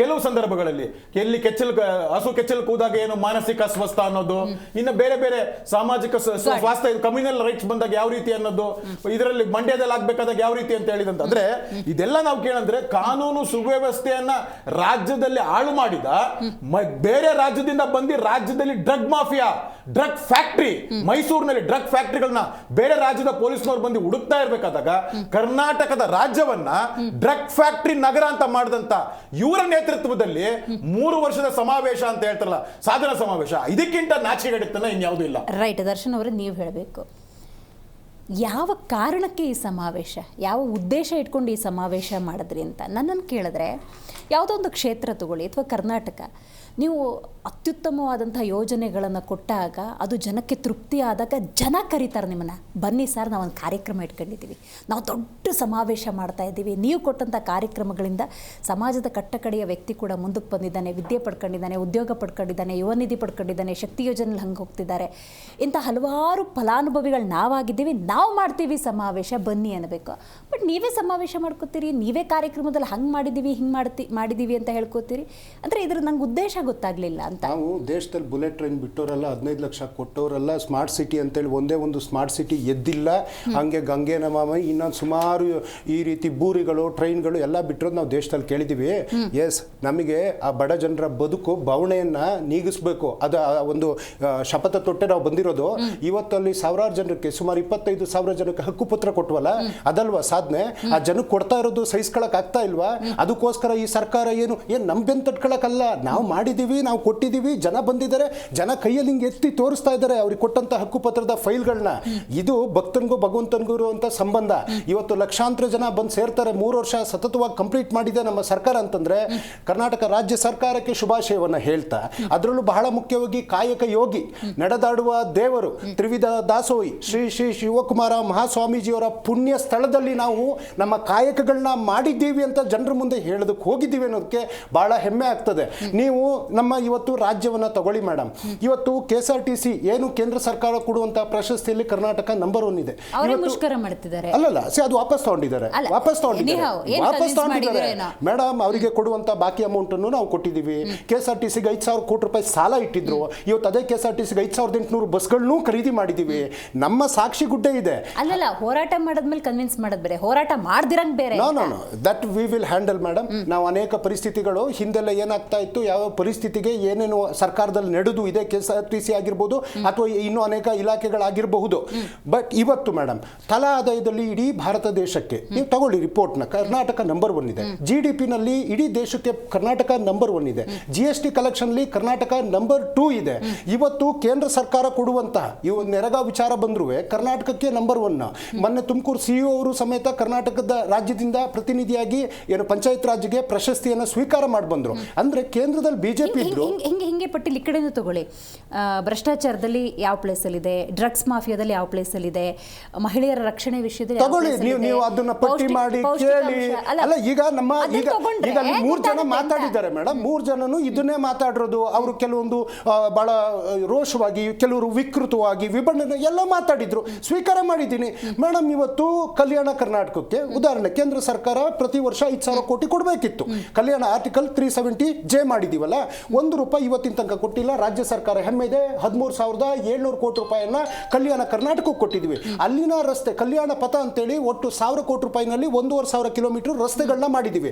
ರಾಜ್ಯ ಹೆದ್ದಾರಿ ಒಟ್ಟು 7,000 ಕಿಲೋಮೀಟರ್ಗಳನ್ನ ಕಂಪ್ಲೀಟ್ ಮಾಡಿ ಬಂದಿಲ್ಲಿ ಕೂತ್ ಹೇಳ್ತಾ ಇದೀವಿ. ಬೆಂಗಳೂರಿಗೆ ಆಯ್ತು ನೀರು ಹರಿಸ್ಬೋದಿತ್ತಲ್ಲ, 110 ಹಳ್ಳಿಗೆ 50 ಲಕ್ಷ ಕುಟುಂಬಗಳಿಗೆ ಕಾವೇರಿಯ 4ನೇ ಹಂತದ ಕುಡಿಯೋ ನೀರನ್ನ ಬೆಂಗಳೂರಿಗೆ ಹರಿಸುವಂತ ಕೆಲಸ ಮಾಡಿದೀವಿ ಮೇಡಮ್. 7,121 ಕೋಟಿ ರೂಪಾಯಿ ಬಿಲ್ ಮಾಡ್ಕೊಂಡಿದ್ರು ಗುಂಡಿ ಮುತ್ತೀವಿ ಅಂತ. ಒಂದು ಗುಂಡಿ ಮುತ್ತಲಿಲ್ಲ. ನೀವು ಮಾಧ್ಯಮದವ್ರು ತೋರಿಸಿದ್ರಿ, ನಿಮ್ಮ ಕರ್ತವ್ಯ ಮಾಡಿದ್ರಿ. ಇವತ್ತು 14,000 ಗುಂಡಿ ಮುಚ್ಚೋದ್ರ ಜೊತೆಗೆ 168 ಕಿಲೋಮೀಟರ್ ವೈಟ್ ಟ್ಯಾಪಿಂಗ್ ಮಾಡೋದ್ರ ಜೊತೆಗೆ ಇನ್ನು 106 ಕಿಲೋಮೀಟರ್ ಡಾಂಬರೀಕರಣವನ್ನು ಶಾಶ್ವತವಾಗಿ ಗುಂಡಿ ಇಲ್ದಾಗೆ ಮಾಡಿದೀವಿ ಮೇಡಮ್. ಬೆಂಗಳೂರಿನಲ್ಲಿ ಮಳೆ ಬಂದಾಗ ಮೊನ್ನೆ ಒಂದು ಇಮಿಡಿಯೇಟ್ಲಿ ಮಳೆ ಬಂತು, ಆದ್ರೆ ರಾಜ ಕಾಲುವೆಗಳು ಎಲ್ಲಿ ಹರಿಲಿಲ್ಲ. ಮೊದಲೆಲ್ಲ ನೀವು ನೋಡುವಾಗೆ ಕೆಂಗೇರಿ ಭಾಗದಲ್ಲೆಲ್ಲ ಒಂದ್ ನಿಮಿಷ ಮೇಡಮ್, ರಾಜ ಕಾಲುವೆಗಳಲ್ಲಿ ಏನು ಹೂಳೆತ್ತುವ ಕೆಲಸವನ್ನ ನಾವು ಮಾಡಿ 300 ಕಿಲೋಮೀಟರ್, ಎಲ್ಲೋ ಕೆಲವೊಂದು ಭಾಗ ಆಗಿಲ್ದಾನೆ ಇರ್ಬೋದು, ಸ್ವಾಗತ ಮಾಡೋಣ, ಸರಿ ಮಾಡ್ಕೊಳ್ತೀವಿ. 300 ಕಿಲೋಮೀಟರ್ ನಾವು ಕಂಪ್ಲೀಟ್ ಮಾಡಿ ಬಂದು ಹೇಳ್ತಾ ಇರ್ತಕ್ಕಂಥದ್ದು ಮೇಡಮ್. ಇವತ್ತು ಗದಗದಲ್ಲಿ 450 ಬೆಡ್ಡಿನ ಆಸ್ಪತ್ರೆ ಇರ್ಬೋದು, ಕಲಬುರಗಿಯಲ್ಲಿ 315 ಬೆಡ್ಡಿನ ಆಸ್ಪತ್ರೆ ಇರ್ಬೋದು, ವಿರಾಜಪೇಟೆಯಲ್ಲಿ 400 ಬೆಡ್ಡಿನ ಆಸ್ಪತ್ರೆ ಇರ್ಬೋದು, ಹಾವೇರಿನಲ್ಲಿ ಮೆಡಿಕಲ್ ಕಾಲೇಜ್ ಉದ್ಘಾಟನೆ ಮಾಡಿ ಅಲ್ಲೊಂದು ಮಲ್ಟಿ ಸ್ಪೆಷಾಲಿಟಿ ಆಸ್ಪತ್ರೆಯನ್ನು ಉದ್ಘಾಟನೆ ಮಾಡಿರೋದಾಗಿರ್ಬೋದು. ಹಾಗೆ ಪುತ್ತೂರಿನಲ್ಲಿ ಕುಡಿಯೋ ನೀರಿಗೆ 1,000 ಕೋಟಿ ರೂಪಾಯಿ ಇಟ್ಟಿರೋದಾಗಿರ್ಬೋದು. ಎತ್ತಿನೊಳೆ ಹಾಸನ ತನಕ 23,000 ಕೋಟಿ ರೂಪಾಯಿ ಪ್ರಾಜೆಕ್ಟ್ ಮಾಡ್ಬೋದಿತ್ತಲ್ಲ ಅವರು ಅಂತ.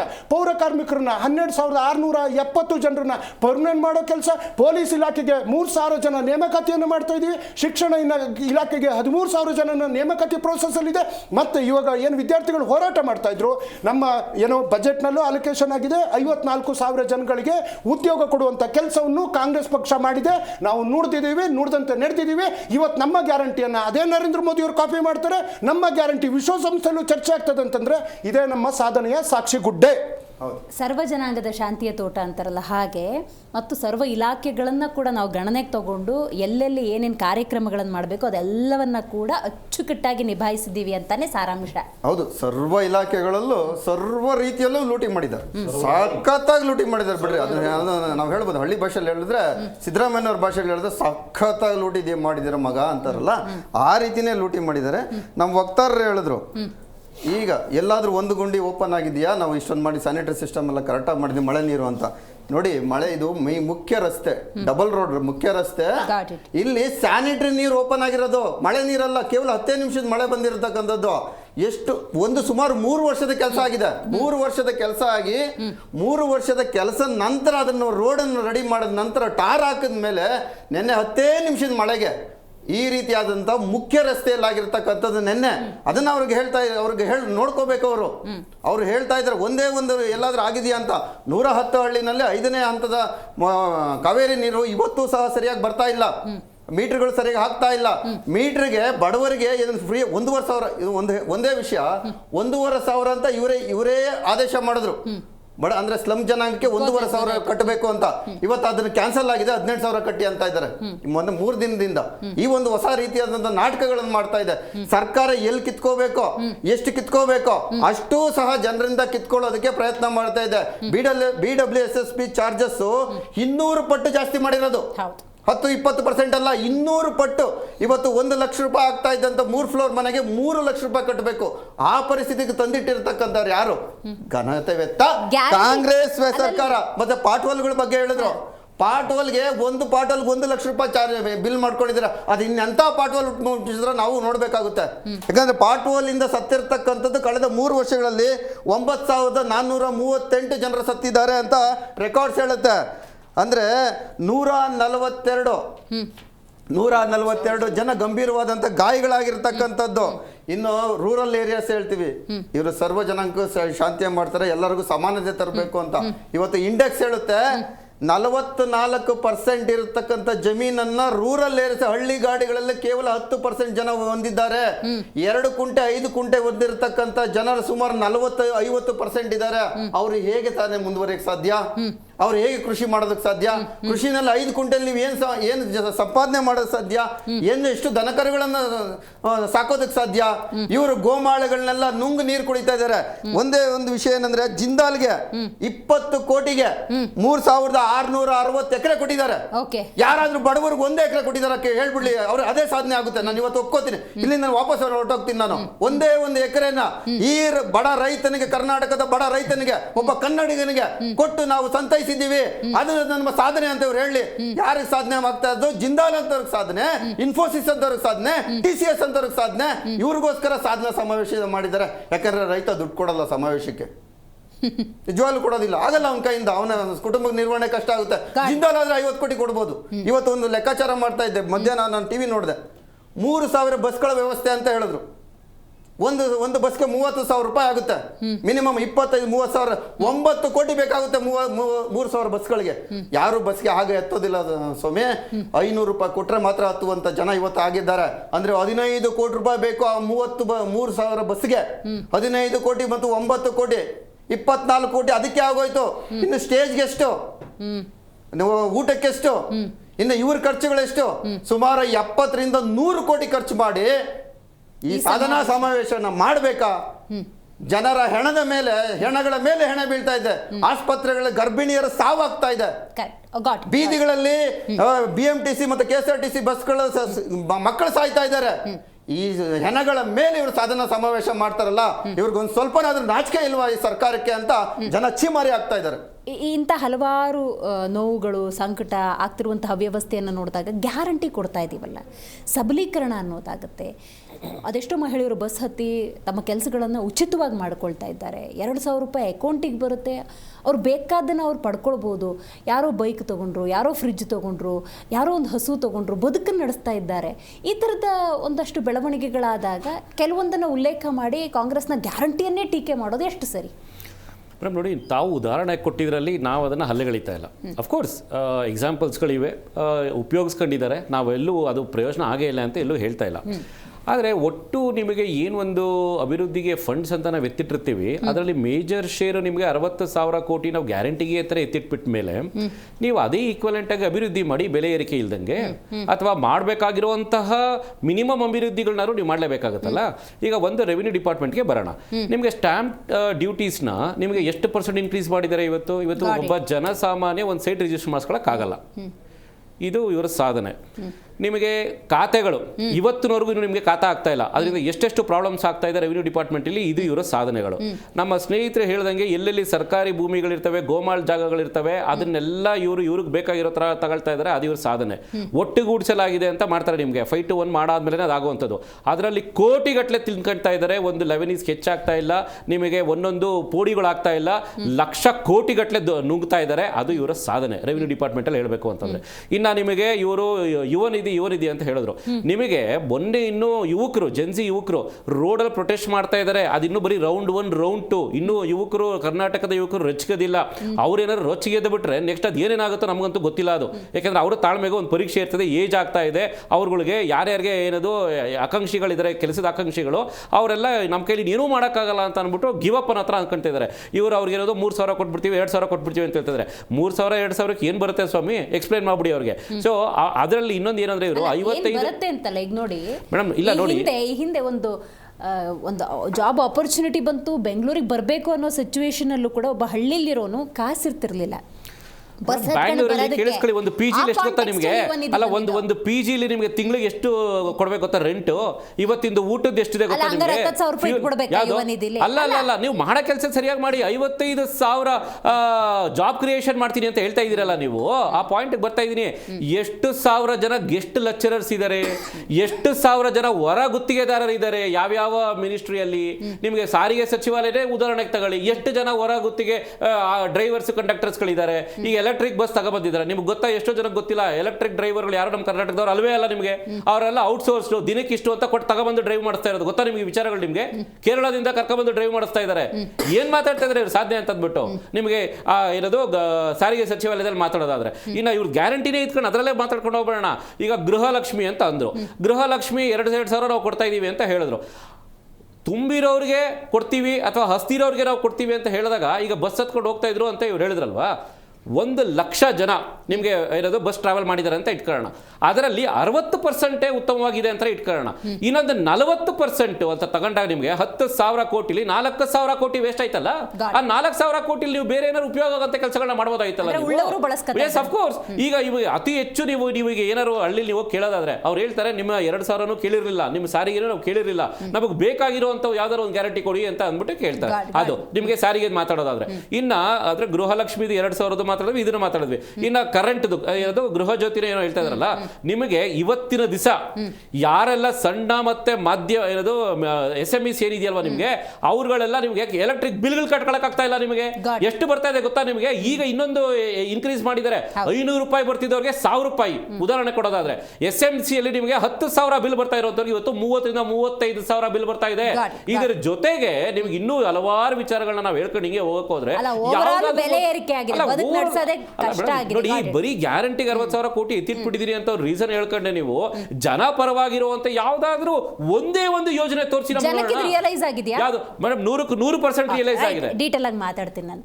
ಇದೆಲ್ಲದರ ನಡುವೆ ನಾವೇನೇ ಸಮಾವೇಶ ಅಂತ ಮಾತಾಡಿದ್ರು, ಕಾಂಗ್ರೆಸ್ಸು BJP JDS ಅಂತ ಮಾತಾಡಿದ್ರು ಕೂಡ ಬಂದು ನಿಂತ್ಕೊಳ್ಳೋದು ಈಗ ಕುರ್ಚಿ ವಿಚಾರಕ್ಕೆ. ಯಾಕಂತ ಹೇಳಿದ್ರೆ ಇವತ್ತು ಸಿದ್ದರಾಮಯ್ಯನವ್ರು ಮಾತಾಡೋ ಸಂದರ್ಭದಲ್ಲಿ ಡಾಕ್ಟರ್ G ಪರಮೇಶ್ವರ್ ಅವರನ್ನು ಹಾಡಿ ಹೊಗಳಿದ್ರು. ಇದೆಲ್ಲದರ ನಡುವೆ ಡಾಕ್ಟರ್ G ಪರಮೇಶ್ವರ್ ಅವರು ಅಂದಾಗ ಕೂಡ ಸಿದ್ದರಾಮಯ್ಯನವರು ಮತ್ತು DK ಶಿವಕುಮಾರ್ ಅಂದಾಗ ಇವರಿಗೇನಾದರೂ ಅವಕಾಶ ಸಿಗಬಹುದಾ ಅನ್ನುವಂಥ ವಾತಾವರಣ ಕೂಡ ಇದೆ. ಅದರ ಬಗ್ಗೆ ಡೀಟೇಲ್ ಆಗಿ ಚರ್ಚೆ ಮಾಡೋಣ. ನಾವೇನೇ ಸಮಾವೇಶದ ಕುರಿತಂತೆ ಮಾತಾಡಿದ್ರು ಕೂಡ, ಕರ್ನಾಟಕ ಕಾಂಗ್ರೆಸ್ನ ಆಡಳಿತದ ಬಗ್ಗೆ ಮಾತಾಡಿದ್ರು ಕೂಡ ಯದುಕುಮಾರ್ ಗೌಡ್ರೆ ಅದು ಕುರ್ಚಿಗೆ ಬಂದು ನಿಂತ್ಕೋತಾ ಇದೆ. ಯಾಕಂದರೆ ಅಂಥ ವಾತಾವರಣವನ್ನು ಸೃಷ್ಟಿ ಮಾಡಿದ್ದಾಗಿದೆ. ಕಳೆದ 3 ವರ್ಷಗಳಲ್ಲೂ ಕೂಡ ಅದನ್ನೇ ನಾವು ಚರ್ಚೆ ಮಾಡಿರುವಂಥದ್ದು. ಹಾಗಾಗಿ ಇವತ್ತು ಸಿದ್ದರಾಮಯ್ಯನವರು ಮಾತಾಡ್ತಾ ಇರಬೇಕಾದ್ರೆ ಡಾಕ್ಟರ್ G ಪರಮೇಶ್ವರ್ ಅವರು ಸ್ವಯಂ ವಾಲಂಟಿಯರ್ ಆಗಿ ಸಮಾವೇಶ ಮಾಡ್ತೀವಿ ಅಂದರು. ಈ ಥರದ್ದೆಲ್ಲ ಟಾಕ್ ಮಾಡ್ಬೇಕಾದ್ರೆ ಅವ್ರಿಗೊಂದು ಸ್ವಲ್ಪ ಹಾಡಿ ಹೊಗಳಿದ ರೀತಿ ಕಂಡು ಬರ್ತಾ ಇತ್ತು. ಸೊ ಹಾಗಾಗಿ ಏನಾದರೂ ಆ ಅವಕಾಶಗಳಿದೆಯಾ ಡಾಕ್ಟರ್ G ಪರಮೇಶ್ವರ್ ಅವ್ರಿಗೆ ಅಂತ ಅನ್ಸುತ್ತಾ, ಅಥವಾ ಮೇಲ್ನೋಟಕ್ಕೆ ಇದೊಂಥರ ಶಕ್ತಿ ಪ್ರದರ್ಶನದ ಥರ ಕಾಣ್ತಾ ಇದೆ? ಅದು DK ಶಿವಕುಮಾರ್ ಅವ್ರ ಶಕ್ತಿ ಪ್ರದರ್ಶನ, ಸಿದ್ದರಾಮಯ್ಯನವ್ರದ, ಅಥವಾ ಡಾಕ್ಟರ್ G ಪರಮೇಶ್ವರ್ ಅವ್ರದ? ರಾಜಕೀಯವಾಗಿ ನೋಡ್ಬೇಕಾದಾಗ ಯಾರ ಹೆಸರು ಮುನ್ನೆಲೆಗೆ ಬರಬೇಕಾಗಿತ್ತೋ ಮುಖ್ಯಮಂತ್ರಿಗೆ ಅಂತ ಇವಾಗ ಕುರ್ಚಿ ಕಿತ್ತಾಟದಲ್ಲ ಇರುತ್ತೋ ಅವರೆಲ್ಲ ಇನ್ನೊಬ್ರು ಯಾರಾದ್ರೂ ಇದ್ರು ಅಂದ್ರೆ ಹಲವಾರು ನಾಯಕರುಗಳು ಕಾಂಗ್ರೆಸ್ನ ಮೊನ್ನೆ ತಾನೇ KN ರಾಜನ್ ಅವ್ರು ಹೇಳಿದ್ರು ಇನ್ನೇನಾದ್ರೂ ಚಾಯ್ಸ್ ಇತ್ತು ಅಂದ್ರೆ ಯಾರು ಅಂತಂದಾಗ G ಪರಮೇಶ್ವರ್ ಅಂತ. ಸೊ ಈ ಕುರ್ಚಿ ಕಿತ್ತಾಟದಲ್ಲಿ ದಿಸ್ ಇಸ್ ಒಂದು ಡೈವರ್ಸಿಫಿಕೇಶನ್ ಟ್ಯಾಕ್ಟಿಕ್ಸ್ ತುಮಕೂರು. ಅಂದ್ರೆ G ಪರಮೇಶ್ವರ್ ಅವ್ರನ್ನ ಮುನ್ನೆಲೆಗೆ ತರುವಂಥದ್ದು, ಇನ್ನೊಬ್ರು ಯಾರನ್ನ ಬ್ಯಾಕ್ ಸೀಟ್ ಮಾಡುವಂಥದ್ದೇನೆ ಇದಂಥದ್ದು. ಯಾಕಂದ್ರೆ ನಾವು ಡೇ 1 ಇಂದ ಲಾಸ್ಟ್ 3 years ಬರೀ ಇದೇ ಗೊಂದಲ ಮಾಡ್ತಾ ಇದ್ದೀವಲ್ಲ ಮೇಡಮ್. ಲೆಕ್ಕಾಚಾರ ಅಂದ್ರೆ ಒಂದು ಪಕ್ಷ ಅಂದಾಗ, ಒಂದು ಸಂಘಟನೆ ಅಂದಾಗ ಇವ್ರದ್ದು ಕಾಂಟ್ರಿಬ್ಯೂಷನ್ ಇದೆ, ಅವ್ರದ್ದು ಇದೆ, ಮತ್ತೊಬ್ರದ್ದು ಇದೆ ಅಂದಾಗ ನಮ್ದು ಮುಗಿತು ಅಂದ್ರೆ ಇನ್ನೊಬ್ರು ಬರಲಿ ಅನ್ನುವಂಥ ಭಾವನೆ. ಯಾಕಂದ್ರೆ ಮೋಸ್ಟ್ಲಿ ಮುಖ್ಯಮಂತ್ರಿಗಳು ಮಾತಾಡ್ತಾ ಇರಬೇಕಾದಾಗ ಪರಮೇಶ್ವರನ್ನ ಆಡಿ ಹೋಗ್ಲಿದ್ದು 2013 ಚುನಾವಣೆಯ ಏನಂತಾರೆ ಪಶ್ಚಾತ್ತಾಪದ ಮಾತುಗಳೇನೋ ಆಗಿರ್ಬೋದೇನೋ, ಪಶ್ಚಾತ್ತಾಪದ ಮಾತುಗಳು. ಅದಕ್ಕೆ ಋಣ ಸಂದಾಯ ಮುಂದಿನ ದಿನದಲ್ಲಿ ಬದಲಾವಣೆ ಆದ್ರೆ ಋಣ ಸಂದಾಯ ಮಾಡಬಹುದೇನೋ. ಸೊ ಆ ತರದ ಮಾತುಗಳು ಇರುವಂತದ್ದು. ಮೇಡಮ್ ನಾವ್ ಹೇಳುವಂತದ್ದು, ನೀವು ಅಭಿವೃದ್ಧಿ ಬಗ್ಗೆ ಮಾತಾಡಿ, ಮೂಲ ಸೌಕರ್ಯಗಳ ಬಗ್ಗೆ ಮಾತಾಡಿ, ಎಲ್ಲದಕ್ಕಿಂತ ಮುಖ್ಯವಾಗಿ ಶಾಸಕರಿಗೆ ಅನುದಾನ. ಈ 3 ಸರ್ಕಾರ ಬಂದಾಗಿಂದ ನೀನ್ 2 ವರ್ಷ ಶಾಸಕರಿಗೆ ಅನುದಾನ ಇಲ್ಲ ಅಂತ ಹೇಳಿದಂಥದ್ದು. ಮೇಡಮ್ ಒಬ್ಬೊಬ್ಬ ಶಾಸಕರು ತಾವು ಏನಂತಾರೆ ಮುಖ ಅವ್ರ ಕ್ಷೇತ್ರಕ್ಕೆ ಹಾಕಕ್ಕಾಗ್ತಾ ಇಲ್ಲ. ಯಾಕಂದ್ರೆ ಯಾವ ಒಂದು ರಸ್ತೆ ಮಾಡಕ್ಕಾಗಲ್ಲ, ಒಂದು ಕಾಂಕ್ರೀಟ್ ಏನೋ ಒಂದು ಮೂಲ ಸೌಕರ್ಯಗಳನ್ನ ಒದಗಿಸಕ್ಕಾಗ್ತಾ ಇದ್ದಾಗ ಶಾಸಕರು ತಮ್ಮ ಕ್ಷೇತ್ರಗಳಿಗೆ ಹೆಂಗ್ ಹೋಗ್ತಾರೆ? ಬರೀ ಇವ್ರನ್ನ ಹೊಗಳ್ಕೊಂಡು ಗ್ಯಾರಂಟಿ ಹೊಗಳ್ಕೊಂಡಿದ್ರೆ ಸಾಕಾಗುತ್ತಾ? ಮೂಲ ಸೌಕರ್ಯಗಳು ಬೇಕಲ್ಲ ಪ್ರತಿ ಹಳ್ಳಿಗೂ, ಪ್ರತಿ ಇದಕ್ಕೂ. ಅದು ವಿರೋಧ ಪಕ್ಷವಾಗ್ಬೋದು, ಆಡಳಿತ ಪಕ್ಷ ಆಗ್ಬೋದು. ಎಷ್ಟು ಸತಿ ಆಡಳಿತ ಪಕ್ಷದ ಶಾಸಕರೇ ಅನುದಾನದ ಬಗ್ಗೆ ಏನೇನ್ ಮಾತಾಡಿದ್ದಾರೆ? ಕೊನೆಗೆ ಎಲ್ಲಿ ಹೋಗಿದ್ದಾರೆ? ಏನಂತಾರೆ ಆತ್ಮಹತ್ಯೆ ಮಾಡ್ಕೊಳ್ಳೋ ಅಷ್ಟು ಅಂತದವರೆಗೂ ಹೋಗಿದ್ದಾರೆ. ಯಾಕೆ ಬರುತ್ತೆ ಇದಲ್ಲಿ ಆಡಳಿತ ಪಕ್ಷದಲ್ಲಿ? ಮತ್ತೆ ಪ್ರತಿ ಸತಿನ ಬಂದಾಗ ಇವು ಬಂಡವಾಳದ ಹೂಡಿಕೆ, ಕ್ಯಾಪಿಟಲ್ ಎಕ್ಸ್ಪೆಂಡಿಚರ್ ಯಾವ ಬಿಗ್ ಇನ್ವೆಸ್ಟ್ಮೆಂಟ್ಸ್ಗೆ ಮಾಡಿದ್ದಾರೆ ಮೇಡಮ್? ಇವರೆಲ್ಲ ಹೇಳಿದ್ರು, ಮಿತ್ರರು ಹೇಳ್ತಾ ಇದ್ರು, ಎಲ್ಲ ಯೋಜನೆಗಳನ್ನು ಅದು ಕಾಗದದ ಮೇಲೆ ಇದೆ ಹೊರತು, ಅಡ್ವರ್ಟೈಸ್ಮೆಂಟ್ ಅಲ್ಲಿ ಇದೆ ಹೊರತು ಯಾವುದನ್ನು it is not on the ground. ನಾ ಹೇಳ್ತೀನಲ್ಲ ಮೇಡಮ್, ಓಪನ್ ಚಾಲೆಂಜ್ ಇಡೀ ಕರ್ನಾಟಕದಾದ್ಯಂತ ಗ್ಯಾರಂಟಿ ಬಿಟ್ಟು ನೀವೇ ಒಂದು ಟೆಸ್ಟ್ ಮಾಡ್ಬಿಡಿ, ನೀವೇ ಒಂದು ಸಮೀಕ್ಷೆ ಮಾಡ್ಬಿಡಿ. ಜನರು ಬೆಲೆ ಏರಿಕೆ ತತ್ತರಿಸಿ ಹೋಗಿದ್ದಾರೆ. ಇವ್ರು ಒಂದೊಂದು ಹೇಳ್ತಾರಲ್ಲ, ಬರೀ ಸ್ಟೇಟ್ ಗವರ್ಮೆಂಟ್ ರೋಲ್ ಇದೆ ಅನ್ನೋಂಗೆ ಹೇಳ್ತಿದ್ದೀರಲ್ಲ ಮೇಡಮ್. ಇವತ್ತು ನೀವು ಎಷ್ಟರ ಮಟ್ಟಿಗೆ ಕರ್ನಾಟಕವನ್ನು ಈ ಸ್ಥಿತಿಗೆ ತರಕ್ಕೆ ನಿಮ್ಮ ಪಾತ್ರ ಏನು? ಇವತ್ತಿನ ಸಾಧನಾ ಸಮಾವೇಶ ನಾವು ಯಾವ್ದ್ರ ಬಗ್ಗೆ ಮಾತಾಡ್ತಾ ಇದ್ದೀವಿ? ರಾಜ್ಯ ಸರ್ಕಾರದ ಬಗ್ಗೆ ಮಾತಾಡ್ತಾ ಇದ್ವಿ. ಸೊ ರಾಜ್ಯ ಸರ್ಕಾರದ ಏನೊಂದು 4.5 ಲಕ್ಷ ಬಜೆಟ್ ಅಂತ ಕೊಟ್ಟಿರ್ಬೇಕಾದಾಗ, ಅದು ವ್ಯಾಪ್ತಿ ಬರಬೇಕಾದಾಗ ಅದ್ರ ಬಗ್ಗೆ ಡಿಸ್ಕಸ್ ಮಾಡ್ಬೇಕಲ್ವಾ?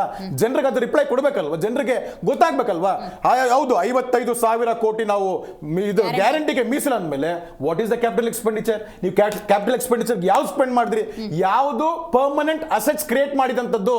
ಪರ್ಮನೆಂಟ್ ಅಸೆಟ್ಸ್ ಯಾವ್ದು ಜನರಿಗೆ ಕ್ರಿಯೇಟ್ ಮಾಡಿದಂತದ್ದು?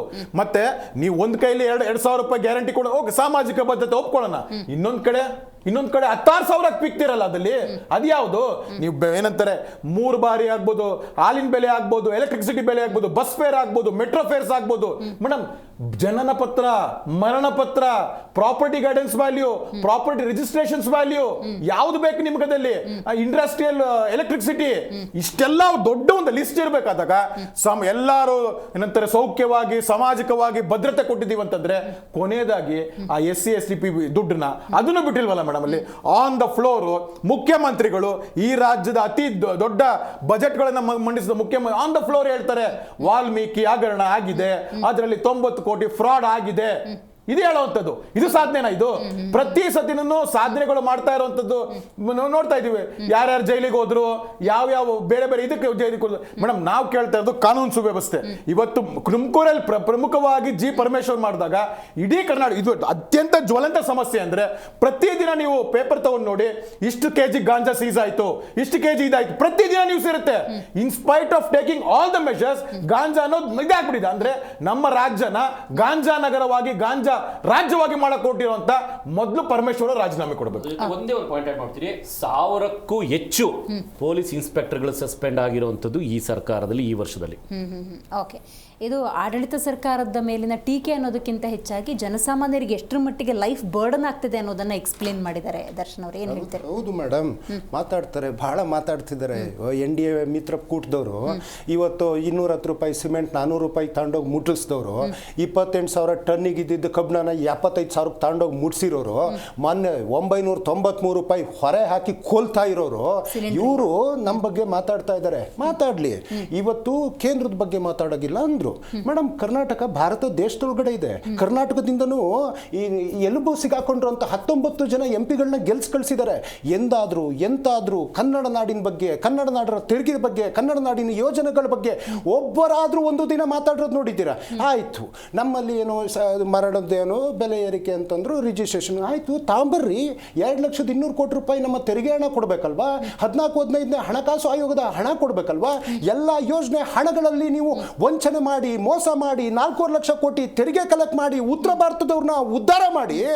ಆಯ್ತು, ನರೇಂದ್ರ ಮೋದಿ ಸಾಹೇಬರು ಒಂದು ನವೋದಯ ಶಾಲೆ ಏನಾದ್ರು ಕೊಟ್ಟಿದ್ದಾರೆ, ಒಂದು ರೈಲ್ವೆ ಯೋಜನೆ. ಮೇಡಮ್, ಒಂದ್ ಸರಿ ನೀವು 3 ಜನ ಮಾತಾಡಿದ್ರು, ಬಹಳ ತಾಳ್ಮೆಯಿಂದ ಕೇಳಿದ್ದೀನಿ ಮೇಡಮ್. ಇವತ್ತು ಮಾರಿಕೊಪ್ಪಂ ರೈಲ್ವೆ ಯೋಜನೆ ಆಗಿರ್ಬೋದು, ಅಥವಾ ವಾಸ್ಕೋ ಬಳ್ಳಾರಿ ರೈಲ್ವೆ ಯೋಜನೆ ಆಗಿರ್ಬೋದು, ದಾವಣಗೆರೆ ತುಮಕೂರು ರೈಲ್ವೆ ಯೋಜನೆ ಆಗಿರ್ಬೋದು, ತುಮಕೂರು ರಾಮದುರ್ಗ ರೈಲ್ವೆ ಯೋಜನೆ ಆಗಿರ್ಬೋದು, ಒಂದೇ ಒಂದಿಲ್ಲ. ಕಾಂಗ್ರೆಸ್ನ ರೈಲ್ವೆ ಕಾರ್ಖಾನೆ ಸ್ಥಾಪನೆ ಮಾಡಿದ್ವಿ, ಗಾಲಿ ಕಾರ್ಖಾನೆ ಸ್ಥಾಪನೆ ಮಾಡಿದ್ವಿ, ಅದ್ರಲ್ಲಿ ಒಂದೇ ಭಾರತ್ ಅಂತ ಮಾಡಿದ್ರು. ಒಬ್ಬೊಬ್ಬರಿಗೆ 3,000 ರೂಪಾಯಿ ಅಂತ ಟಿಕೆಟ್ ಅಲ್ಲಿ ದರ ಕಲೆಕ್ಷನ್ ಮಾಡ್ತಾ ಇದ್ದಾರೆ. ಮೇಡಮ್, ಇವತ್ತು ಕಾಂಗ್ರೆಸ್ನವ್ರು ಹಿಂದೆಲ್ಲ ಸರ್ಕಾರಿ ಸಂಸ್ಥೆ ಕಟ್ಟಿದ್ವಲ್ಲ ಮೇಡಮ್, ಉದಾಹರಣೆ LIC ಆಗಿರ್ಬೋದು, ಸೆಲ್ ಆಗಿರ್ಬೋದು, DRDM ಆಗಿರ್ಬೋದು, ಅಥವಾ ಇಸ್ರೋ ಆಗಿರ್ಬೋದು, BSNL ಆಗಿರ್ಬೋದು, ಎಲ್ಲದೂ ಇವತ್ತು ಪ್ರತಿಯೊಂದು ಗಾಂಜಾ ಅಂದ್ರು, ಡ್ರಗ್ಸ್ ಅಂದ್ರು, ಎಲ್ಲಿಂದ? ಮುಂಡ್ರಾ ಪೋರ್ಟ್ ಯಾರ್ದು? ಅದಾನಿದು.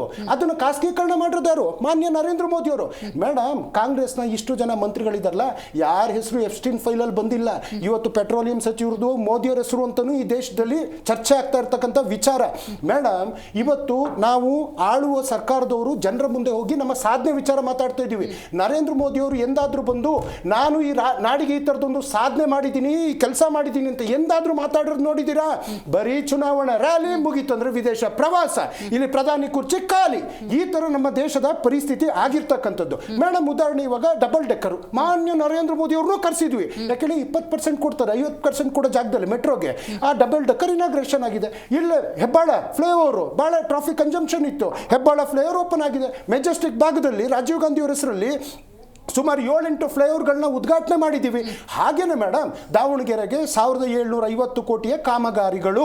ಹಾಗೇನೆ ಇವತ್ತು ಇವರ ಕಾಲದಲ್ಲಿ ಏನು ಪೊಲೀಸ್ ಇಲಾಖೆ ಏನೇನೋ ಅಂದ್ರು ರೀ ಸ್ವಾಮಿ, ಪೊಲೀಸ್ ಗೃಹ ಸಚಿವರು ಹೋಗಿ PSI ಸ್ಕ್ಯಾಮಲ್ಲಿ ತಗ್ಲಾಕೊಂಡು ದಿವ್ಯಾ ಹಾದರ್ಗೆ ಅಂತ ಇವ್ರು BJP ಲೀಡರ್ ತಗ್ಲಾಕೊಂಡು ಇವತ್ತು ಸಮೇತ ಅವ್ರು ಎಷ್ಟು ನೋವು ಅನುಭವಿಸ್ತಾ ಇದ್ದಾರೆ. ಯುವಕರಿಗೆ ಏನಾದ್ರು ಕೆಲಸ ಕೊಟ್ರೆ, ಮೈಸೂರಲ್ಲಿ ಯಾವುದೋ ಒಂದು ಹೆಣ್ಮಗಳು ಯೂನಿವರ್ಸಿಟಿಲಿ ಅತ್ಯಾಚಾರ ಆದ್ರೆ ನಾನು ಹೋಗೋದು ಕೇಳಿದ್ನ ಅಂತ ಹೇಳಿದಂತ ಗೃಹ ಸಚಿವರು ಈ ರಾಜ್ಯ ಕಂಡಿದೆ. ಆಮೇಲೆ ಮುಖ್ಯಮಂತ್ರಿಗಳ ಬಗ್ಗೆ, ನಮ್ಮ ಸಚಿವರು ಬಗ್ಗೆ ಮಾತಾಡೋರು, ನಮ್ಮ ಮುಖ್ಯಮಂತ್ರಿಗಳು ಯಾರೂ ಸಮೇತ ಜೈಲಿಗೆ ಹೋದಂತ ಇತಿಹಾಸವನ್ನ ಹೊಂದಿಲ್ಲ. ಮತ್ತು ಜೈಲು ಅಂತಾನು ಅಂದ್ರು, ನಮ್ಮ ಯಾರೋ ಜೈಲಿಗೆ ಹೋಗಿದ್ದಾರೆ, ಯಾವುದೋ ಒಂದು ತೀರ್ಪು ಬಂದಿದೆ. ಬೈರ್ತಿ ಅವ್ರು ಯಾಕಪ್ಪ ಜೈಲಿಗೆ ಹೋಗಿದ್ರು, ಮುನಿರತ್ನವರು ಅವ್ರು ಯಾಕೆ ಜೈಲಿಗೆ ಹೋಗಿದ್ರು, ಕಟ್ಟ ಸುಬ್ರಹ್ಮಣ್ಯ ನಾಯ್ಡು, ಯಡಿಯೂರಪ್ಪನವರು, ಗಾಲಿ ಜನಾರ್ದನ್ ರೆಡ್ಡಿ ಅವರು ಹಾಕ್ತಾ ಹೋದ್ರೆ ಲೀಸ್ಟು ಇಷ್ಟುದ್ದ ಇದೆ. ಆ ವಿಚಾರ ಬೇಡ ಆಯ್ತು. ಇವತ್ತು ಕುಮಾರಸ್ವಾಮಿ ಅವ್ರ ಪಕ್ಷದವರು ಬಹಳ ಮಾತಾಡ್ತಾ ಇದ್ದಾರೆ. ರೀ ಸ್ವಾಮಿ, ಒಂದು ಕೈಗಾರಿಕೆ ತರೋದಕ್ಕಾಗಿಲ್ಲ ನಿಮ್ಮ ಕೈಲಿ, ಒಂದು ಉದ್ಯೋಗ ಕೊಡೋದಕ್ಕಾಗಿಲ್ಲ. ಅಲ್ಲೆಲ್ಲೋ 12 ಕೈಗಾರಿಕಾ ಘಟಕಗಳು ಬೇರೆ ಬೇರೆ ರಾಜ್ಯಗಳಿಗೆ ಹೋಗ್ತಾ ಇದ್ದಾವೆ. ಅದನ್ನ ತಗೊಂಬಂದಿಲ್ಲ, ನಾವು ಅಲ್ಲಿ ಕೊಟ್ಟಿರ್ತೀವಿ. ನಾಡಿಂದ ಗೆದ್ದಿದ್ದೀರಿ, ಮಂಡ್ಯದಿಂದ ಆಯ್ಕೆ ಆಗಿದ್ದೀರಿ, ಇಲ್ಲಿಂದ ಕೇಂದ್ರ ಸಚಿವರಾಗಿದ್ದೀರಾ. ಕರ್ನಾಟಕಕ್ಕೆ ನಿಮ್ಮ ಕೊಡುಗೆನು ಏನೋ ಭ್ರಷ್ಟಾಚಾರ ಎಂಥದ್ದು ಒತ್ತುವರಿ ಅಂದ್ರು. ಮೇಡಮ್ 4138 ಕೆರೆಗಳನ್ನ ಏನು ಒತ್ತುವರಿ ಆಗಿತ್ತು ತೆರವುಗೊಳಿಸುವಂತ ಕೆಲಸ ಮಾಡಿದ್ದೀವಿ. ಮುಜರಾಯಿ ಇಲಾಖೆ 11,000 ಎಕರೆಯನ್ನ ದೇವಸ್ಥಾನದ ಸುಪ್ಪರ್ಗಿಗೆ ತಾಳುವಂಥದ್ದು ಮಾಡಿದ್ದೀವಿ. ನಾವೇನು ಗಂಗೆನಹಳ್ಳಿ 100 ಕೋಟಿ ರೂಪಾಯಿ ಆಸ್ತಿ ಹೊಡೆದವರಲ್ಲ, ಶ್ರೀ ಸಾಯಿ ವೆಂಕಟೇಶ್ವರ 530 ಎಕರೆ ಆಸ್ತಿ ಹೊಡೆದವರಲ್ಲ, ಅಥವಾ ಪಡವಾಲಿಪ್ಪೆ 87 ಎಕರೆ ಆಸ್ತಿ ಹೊಡೆದವರಲ್ಲ. ಕೇತ್ಕನಹಳ್ಳಿ ಹೈಕೋರ್ಟ್ ಸುಪ್ರೀಮಿಂದ ಸ್ಟೇ ತಂದಿದ್ದಾರೆ, ನನ್ನ ಜಮೀನು ಅಳತೆ ಮಾಡಂಗಿಲ್ಲ ಅಂತ. ಕಳ್ತನ ಮಾಡಿದ್ದೀರಿ, ಅದು ಕಳತೆ ಮಾಡಂಗಿಲ್ಲ ಅಂತ ಸ್ಟೇ ತಗೊಂಡ್ಬಂದಿದ್ದೀರಾ. ಆ ರೀತಿಯಾದಂತಹ ಭ್ರಷ್ಟಾಚಾರವನ್ನು ನಮ್ಮಲ್ಲಿ ಯಾರು ಮಾಡಿಲ್ಲ. ನಮ್ದೊಂದು ಶುದ್ಧ ಹಸ್ತದ ಸರ್ಕಾರ. ಜನರ ಏನ್ ನಿರೀಕ್ಷೆಗಳನ್ನ ಇಟ್ಟಿದ್ರು ಆ ನಿರೀಕ್ಷೆಗಳನ್ನ ನಾವು ಕಂಪ್ಲೀಟ್ ಮಾಡಿದ್ದೀವಿ. ನಮ್ಮ 592 ಭರವಸೆಗಳಲ್ಲಿ ಸುಮಾರು 272 ಭರವಸೆಗಳನ್ನ ಈಡೇರಿಸಿದೀವಿ ಅಂತ ಬಹಳ ಗೌರವಪೂರ್ವಕವಾಗಿ ಹೇಳ್ತೀನಿ ಮೇಡಮ್. ರಿಷಿಕ್ ಅವರೇ, ಟೀಕೆ ಮಾಡಕ್ ಮುಂಚೆ ಯೋಚನೆ ಮಾಡಿ ಅಂತ ಹೇಳಿ. ಯಾಕಂತ ಹೇಳಿದ್ರೆ ಕೇಂದ್ರ ಸಚಿವರಾಗಿ ಕರ್ನಾಟಕದ ಪ್ರತಿನಿಧಿಯಾಗಿ ಏನ್ ಮಾಡಿದಾರೆ, ಒಂದು ಸಣ್ಣ ಕಾರ್ಖಾನೆ ತರಕ್ಕಾಗಿಲ್ಲ ಅಂತ. ಮೇಡಮ್, ಕೋರ್ಟಲ್ಲಿ ಹೋಗ್ಬಿಟ್ಟು ನಾನು 14 ಸೀಟ್ ಕದ್ದಿದ್ದೆ, ವಾಪಸ್ ಕೊಟ್ಬಿಟ್ಟಿದ್ದೀನಿ, ನಾನು ಇವಾಗ ಕಳ್ಳ ಅಲ್ಲ ಅಂತ ಹೇಳ್ಕೊಳ್ಳೋ ಅಂಥವ್ರನ್ನ ಅರ್ಥ ಅಲ್ಲ. ಕಳ್ಳ ಮಾಲ್ ವಾಪಸ್ ಕೊಟ್ಟಿದ್ದು ಅಂತ ಯಾಕೆ ಹೇಳ್ಬೇಕು? 14 ಸೀಟ್ ಮೂಡಾದೇ ಹೇಳ್ಬೇಡ, ಇರೋದೇ ಅಲ್ವಾ? ಅದು ಊಫಿ, ಅದು ಮಾಫಿ, ಅದು ಚಿಕ್ಕ ಹುಡುಗರು ಮಾತಾಡತ್ತಾರ. 14 ವಾಪಸ್ ಕೊಟ್ಟಿದ್ದೀನಿ. ಸಾಯಿ ವೆಂಕಟೇಶ್ವರನು ಕೋರ್ಟ್ ವಿಚಾರ ಅಲ್ವಾ? ಇವಾಗ ನಮಗೆ ಉತ್ತರ ಭಾರತದಲ್ಲಿ ಅಂತ ಹೇಳ್ತಾರಲ್ಲ, ಹಾಗಾದ್ರೆ ಉತ್ತರ ಭಾರತ ಭಾರತಕ್ಕೆ ಸೇರಿಲ್ವಾ? ಕರ್ನಾಟಕ ಮಾತ್ರ ಭಾರತಕ್ಕೆ ಸೇರಿದಂತದ್ದ? ಆ ಉತ್ತರ ಭಾರತನ 65 ವರ್ಷಗಳ ಕಾಲ ಆಳಿದಂತ ಕಾಂಗ್ರೆಸ್ ಯಾಕೆ ಹಿಂದುಳಿಸ್ತು? ಆ ಹಿಂದುಳಿಸಿದಕ್ಕೇನೆ ಇವತ್ತು ಕೇಂದ್ರ ಸರ್ಕಾರ ಬಂದಾದ್ಮೇಲೂ ಕೂಡ 18,500 ಹಳ್ಳಿಗಳಿಗೆ ಎಲೆಕ್ಟ್ರಿಸಿಟಿ ಇರಲಿಲ್ಲ. ಎಲೆಕ್ಟ್ರಿಸಿಟಿ ಇವಾಗ ಬಂದಿದಂತದ್ದಾಯ್ತು ಆಫ್ಟರ್ 2014. ಅವ್ರು ಹೇಳ್ತಾರೆ, ಒಂದ್ ನಿಮಿಷ ಮೇಡಮ್, ಒಂದ್ ನಿಮಿಷ ಅವ್ರು ಹೇಳ್ತಾರೆ. ಈಗ ನೋಡಿ ಗ್ಯಾರಂಟಿ ಏನ್ ವಾಟ್ಸ್ಆಪ್ ಯೂನಿವರ್ಸಿಟಿ ಇವ್ರು ಮಾಡೋದು ರಾಜ್ಯದಲ್ಲಿ ಎಲ್ಲಿ ನ್ಯಾಷನಲ್ ಹೈವೇಸ್ ಸ್ಟೇಟ್ ಇದರಿಂದ ಆಗೈತೆ ಅಂತ ಸ್ವಲ್ಪ ತೋರಿಸ್ಲಿ ಮೇಡಮ್. ಯಾವ್ದಾಗೈತೆ ಅಂತ ತೋರಿಸ್ಲಿ. ಎಲ್ಲಾ ಜಿಲ್ಲಾ ಆಸ್ಪತ್ರೆಗಳು ಸ್ಮಶಾನದ ಗೂಡಾಗೈತದಲ್ಲಿ ಬಾಣ್ತಿಯರು ಹೆರಿಗೆ ಇದು ಮಾಡೋರು ಸಾಯ್ತಾ ಇದ್ದಾರೆ. ಅಂತದ್ರಲ್ಲಿ ಇವ್ರು ಹೇಳ್ತಾರ ಲಿಸ್ಟ್, ಇದ್ರಲ್ಲಿ ಯಾವ್ದಾದ್ರು ಒಂದು ಸತ್ಯವಾಗಿದ್ರೆ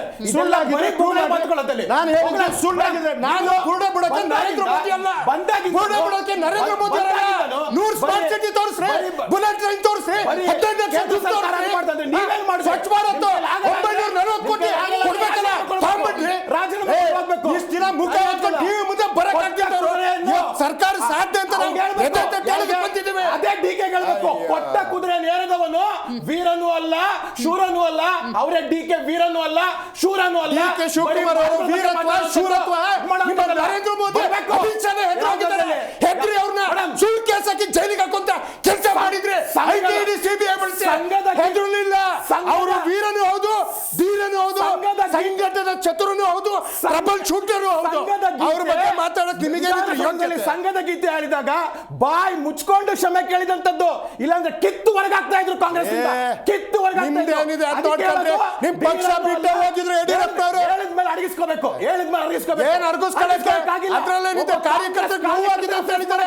ನಿಮ್ ಪಕ್ಷದವರು ಇಬ್ಬರು ಕಿತ್ತೆಸ್ರು, ಈಶ್ವರಪ್ಪನ್ ಯಾಕೆ ಕಿತ್ತೆಸ್ರು, ಸೋಮಶೇಖರ್ ಎಲ್ಲಿದ್ದಾರೆ, ಹೆಬ್ಬಾರ್ ಎಲ್ಲಿದ್ದಾರೆ, ನಿಮ್ ಪಕ್ಷ ನೋಡ್ಕೊಂಡ್ರಿ.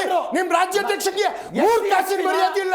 ವಿರೋಧ ಪಕ್ಷದ ನಾಯಕರು ವಿಧಾನಸೌಧದಲ್ಲಿ ಅದ್ ಯಾವ ಮುಖ ಇಟ್ಕೊಂಡ್ ಬರ್ತಾರೋ ಫಸ್ಟ್ ನಿಮ್ ಪಕ್ಷ ನೋಡ್ಕೊಂಡ್ರಿ. ನಿಮ್ ಪಕ್ಷ ನೋಡ್ಕೊಳ್ಳಿ. ಈ ದೇಶದಲ್ಲಿ ನಮ್ಮ ರಾಜ್ಯಕ್ಕಾಗಿರೋ ಅನ್ಯಾಯದ ಬಗ್ಗೆ ಮಾತಾಡಿ ನರೇಂದ್ರ ಮೋದಿ ಅವರು ನರಮೇಧನೆ ಮಾಡ್ತಾ ಇದ್ದಾರೆ. ಈ ರಾಜ್ಯ ಜನರದ್ದು, ಅದ್ರ ಬಗ್ಗೆ ಮಾತಾಡಿ. UP ಬಗ್ಗೆ ನೀವು ಮಾತಾಡಿದ್ರೆ UP ಮೇಲಿರುವಂಥ ಕನ್ಸರ್ನ್ ನನಗೆ ಕಾಣಿಸ್ತಾ ಇತ್ತು. ಬಂದೆ ಒಂದು ನಿಮಿಷ. ಇಲ್ಲಿ ಸಾಮಾನ್ಯ ಜನರು ನಾವೇನಾದರೂ ಗ್ಯಾರಂಟಿ ಕೇಳಿದ್ವಾ ಅಂತ ಕೇಳ್ತಿದ್ರೆ ಅಂತ ನೀವೇ ಹೇಳ್ತೀರಿ. ಅಂದರೆ ಅವೈಜ್ಞಾನಿಕವಾಗಿ ಗ್ಯಾರಂಟಿ ಕೊಟ್ಟು ಎಷ್ಟರ ಮಟ್ಟಿಗೆ ಪ್ರಾಬ್ಲಮ್ ಆಗ್ತಿದೆ ಅಂತ ಉಲ್ಲೇಖ ಮಾಡೋರು ನೀವು. ಈ ಕರ್ನಾಟಕದ ಜನಕ್ಕೆ ಅನ್ಸಲ್ವಾ ನಾವು ದುಡ್ದು UPಗೆ ಸಾಕ್ಬೇಕಾ ಅಂತ ಫೀಲಿಂಗ್ ಬರಲ್ವಾ ಮೇಡಮ್? ಹಾಗಾದ್ರೆ ಇವ್ರು ಹೇಳೋ ಇದನ್ನೆಲ್ಲ ಹಾಗಾದ್ರೆ ನಾವು ಒಕ್ಕೂಟದ ವ್ಯವಸ್ಥೆಯಲ್ಲಿ ಇದ್ದೀವಾ ಇಲ್ವಾ? ನಾನು ಅವಾಗಲೇ ಹೇಳ್ತಾ ನೀವು ಅದನ್ನ ಎಕ್ಸೆಪ್ಟ್ ಮಾಡ್ತೀರಿ ಅನ್ನೋದ್ರೆ ಇದನ್ನು ಎಕ್ಸೆಪ್ಟ್ ಮೇಡಮ್. ಇವತ್ತು ಯಾವ್ದು ಬಿಮಾರು ರಾಜ್ಯಗಳಂತ ಕರೀತಾ ಇದೆಯೋ they are on the fast tracks, they are on the fast. ಯಾಕೆ ಅಂತ ಅಂದಾಗ ಅವತ್ತಿಂದ ಮಾಡಿದಂತ ತಾರತಮ್ಯಗಳು, ಏನ್ ಕಾಂಗ್ರೆಸ್ ಗವರ್ಮೆಂಟ್ ಅಲ್ಲಿ ಮಾಡಿದಂತ ತಾರತಮ್ಯಗಳನ್ನ ನಾವು ಅನುದಾನಗಳು ಕೊಟ್ಟಿದ್ದಾಗ, ಹಾಗಾದ್ರೆ ಇವರು ಬೆಂಗಳೂರಿನ ಮೇಡಮ್ ಲಾಸ್ಟ್ ಬೆಂಗಳೂರಿನಲ್ಲಿ ಒಂದು ನಿಮಿಷ ಮೇಡಮ್, ಬೆಂಗಳೂರಿನಲ್ಲಿ ಮೇಡಮ್ ಹಾಗಾದ್ರೆ ಬೆಂಗಳೂರು 60% ರಿಂದ 80% ತೆರಿಗೆ ಆಗ್ತಿತ್ತಲ್ಲ, ಅವಾಗ ಬೆಂಗಳೂರು ಅವರು ಬೇರೆ ಉತ್ತರ ಕರ್ನಾಟಕಕ್ಕೆ ಯಾಕೆ ಕೊಡ್ತೀರಿ ಅಂತ ಕೇಳ್ತಾರೆ. ನಾಚಿಕೆ ಆಗ್ಬೇಕು. ಬೆಂಗಳೂರು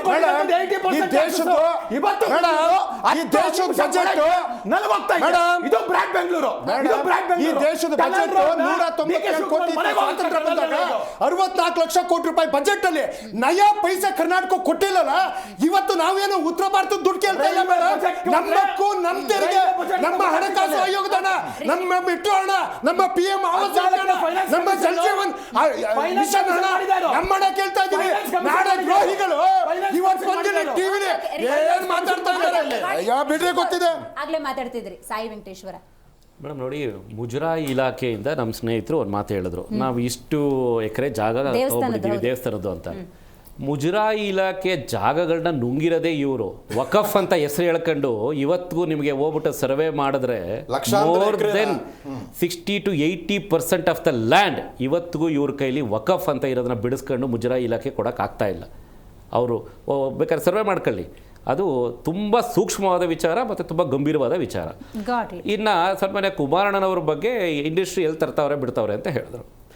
ಇಲ್ಲಿರುವಂತಹ ಕಾಂಗ್ರೆಸ್ ಸರ್ಕಾರಕ್ಕೆ ಅಲ್ಲ, ಆ ಕೇಸಸ್ ಬಗ್ಗೆ ಎಕ್ಸ್ಪ್ಲನೇಷನ್ ಕೊಡ್ತೀನಿ. ಸಾಯಿ ವೆಂಕಟೇಶ್ವರ ಅಂತದ್ದು ಸುಪ್ರೀಂ ಕೋರ್ಟಲ್ಲಿದೆ. ಇಲ್ಲಿ ಗಂಗೇನಹಳ್ಳಿ ಅಂತ ಏನಿದೆ ಅದೆಲ್ಲ ಕ್ಲಾರಿಫಿಕೇಶನ್ ಆಗಿದೆ. ಇನ್ನು ಬಿಡದಿ ಕೇತ್ಕಾರಹಳ್ಳಿಯಲ್ಲಿ ಇರುವಂಥದ್ದು ಏನಿದೆ ಅದನ್ನು ಕೂಡ ಕೋರ್ಟಲ್ಲಿದೆ. ಅದು ಏನು ಇತ್ಯರ್ಥ ಆಗಿ ಬರುತ್ತೆ ಅದರ ಬಗ್ಗೆ ಡಿಸ್ಕಷನ್ ಆಮೇಲೆ ಮಾಡ್ಕೊಳ್ಳೋಣ.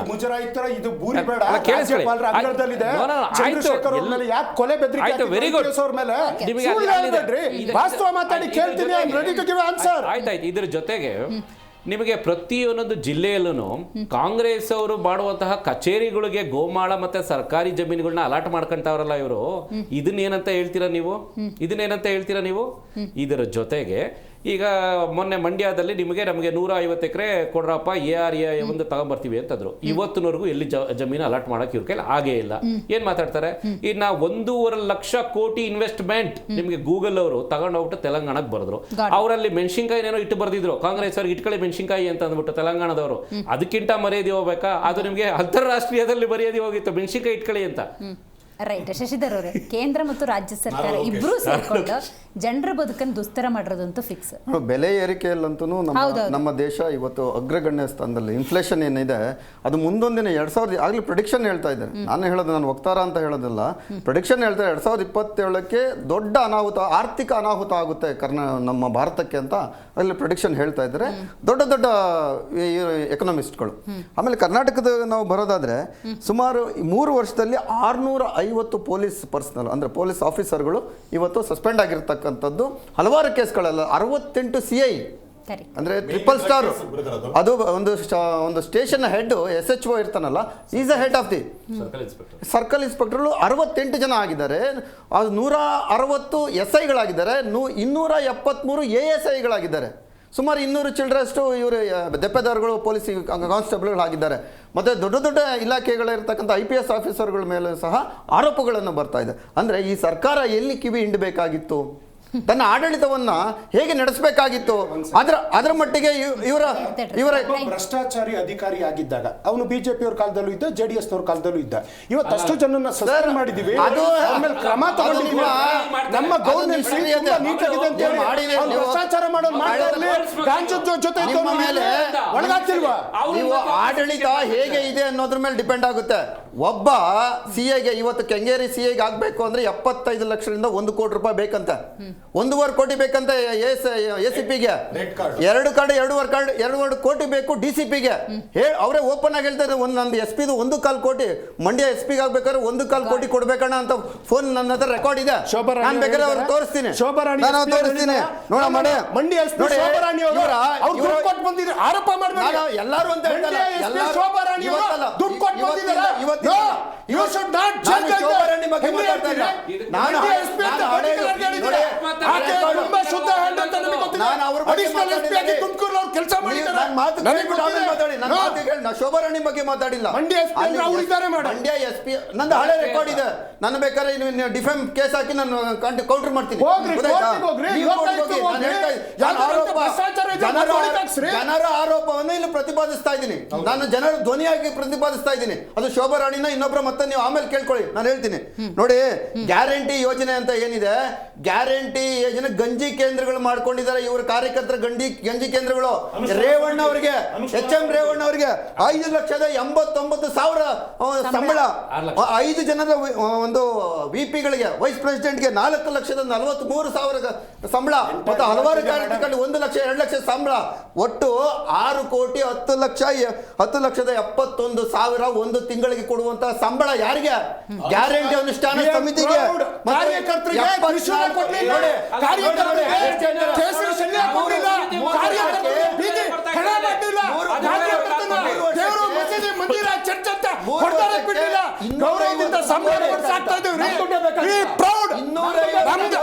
ದುಡ್ಡು ಹಾಳು ಮಾಡಿದ್ದಾರೆ ಗ್ಯಾರಂಟಿ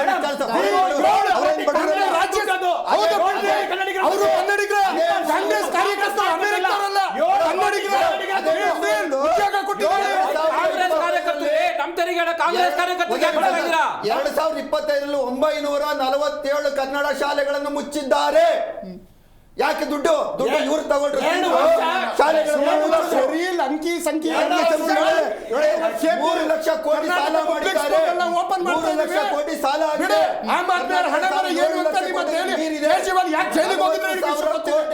ಇವನ್ನ ಬಡ್ಡಿ ಕಟ್ತಾ ಇದ್ದಾರೆ. ದುಡ್ಡು ಎಲ್ಲಿ ಉಳಿಯುತ್ತೆ? ಸಾಲದ ಸರ್ಕಾರ ಇವರ ಸಾಧನೆ ಸಾಲ ಸಾಲ ಸಾಲ. ರೈತರ ಪಂಪ್ ಸೆಟ್ 10,000 20,000 ಸಿಗ್ತಾ ಇದೆ. 720 ಜನ ರೈತರು ಕೊಂದಂತ 720 ರೈತರು ಕೊಂದಂತ ಕೊಲೆಗಣಿಕರು ನೀವು. ಇವರು ಸಮಾವೇಶ ಅಲ್ಲ, ಸತ್ತ ಸಮಾರಂಭ ಮಾಡ್ಕೊಂಡ್ ಬರ್ತಾ ಇದ್ದಾರೆ. ಅದು ಯಾವ ಪಕ್ಷ ಆಗಿದ್ರು ಅಷ್ಟೇ. ಸರ್ಕಾರಗಳು ಮಾಡಿದಂತಹ ಯೋಜನೆಗಳು ತಲುಪಿ ಜನ ಒಕ್ಕೂಟದಿಂದ ಒಂದು ಸಮಾವೇಶವನ್ನು ಆಯೋಜನೆ ಮಾಡಿ, ಬನ್ನಿ ಸರ್, ಬನ್ನಿ, ಆ ಮಿನಿಸ್ಟ್ರು ಬನ್ನಿ, ಈ ಮಿನಿಸ್ಟ್ರು ಬನ್ನಿ, ಮುಖ್ಯಮಂತ್ರಿಗಳು ಬನ್ನಿ, ರಾಜ್ಯದ ಉಪಮುಖ್ಯಮಂತ್ರಿಗಳು ಬನ್ನಿ, ಈ ಸಮಾವೇಶ ಮಾಡೋಣ, ಯಾಕೆಂದರೆ ನೀವು ಕೊಟ್ಟಿರುವಂತಹ ನಿಮ್ಮ ಯೋಜನೆಗಳಿಂದ ನಮ್ಮ ಕ್ಷೇತ್ರ ಉದ್ಧಾರ ಆಗಿದೆ ಅಂತ ಮಾಡಬೇಕೇ ಹೊರತು ಅವ್ರವ್ರ ಸಾಧನೆಗಳನ್ನು ಹೇಳ್ಕೊಳ್ತಾ ಏನೋ ಇರ್ಬೋದು, ಶಕ್ತಿ ಪ್ರದರ್ಶನ ಇರ್ಬೋದು, ಮತ್ತೊಂದಿರ್ಬೋದು, ಗೊತ್ತಿಲ್ಲ.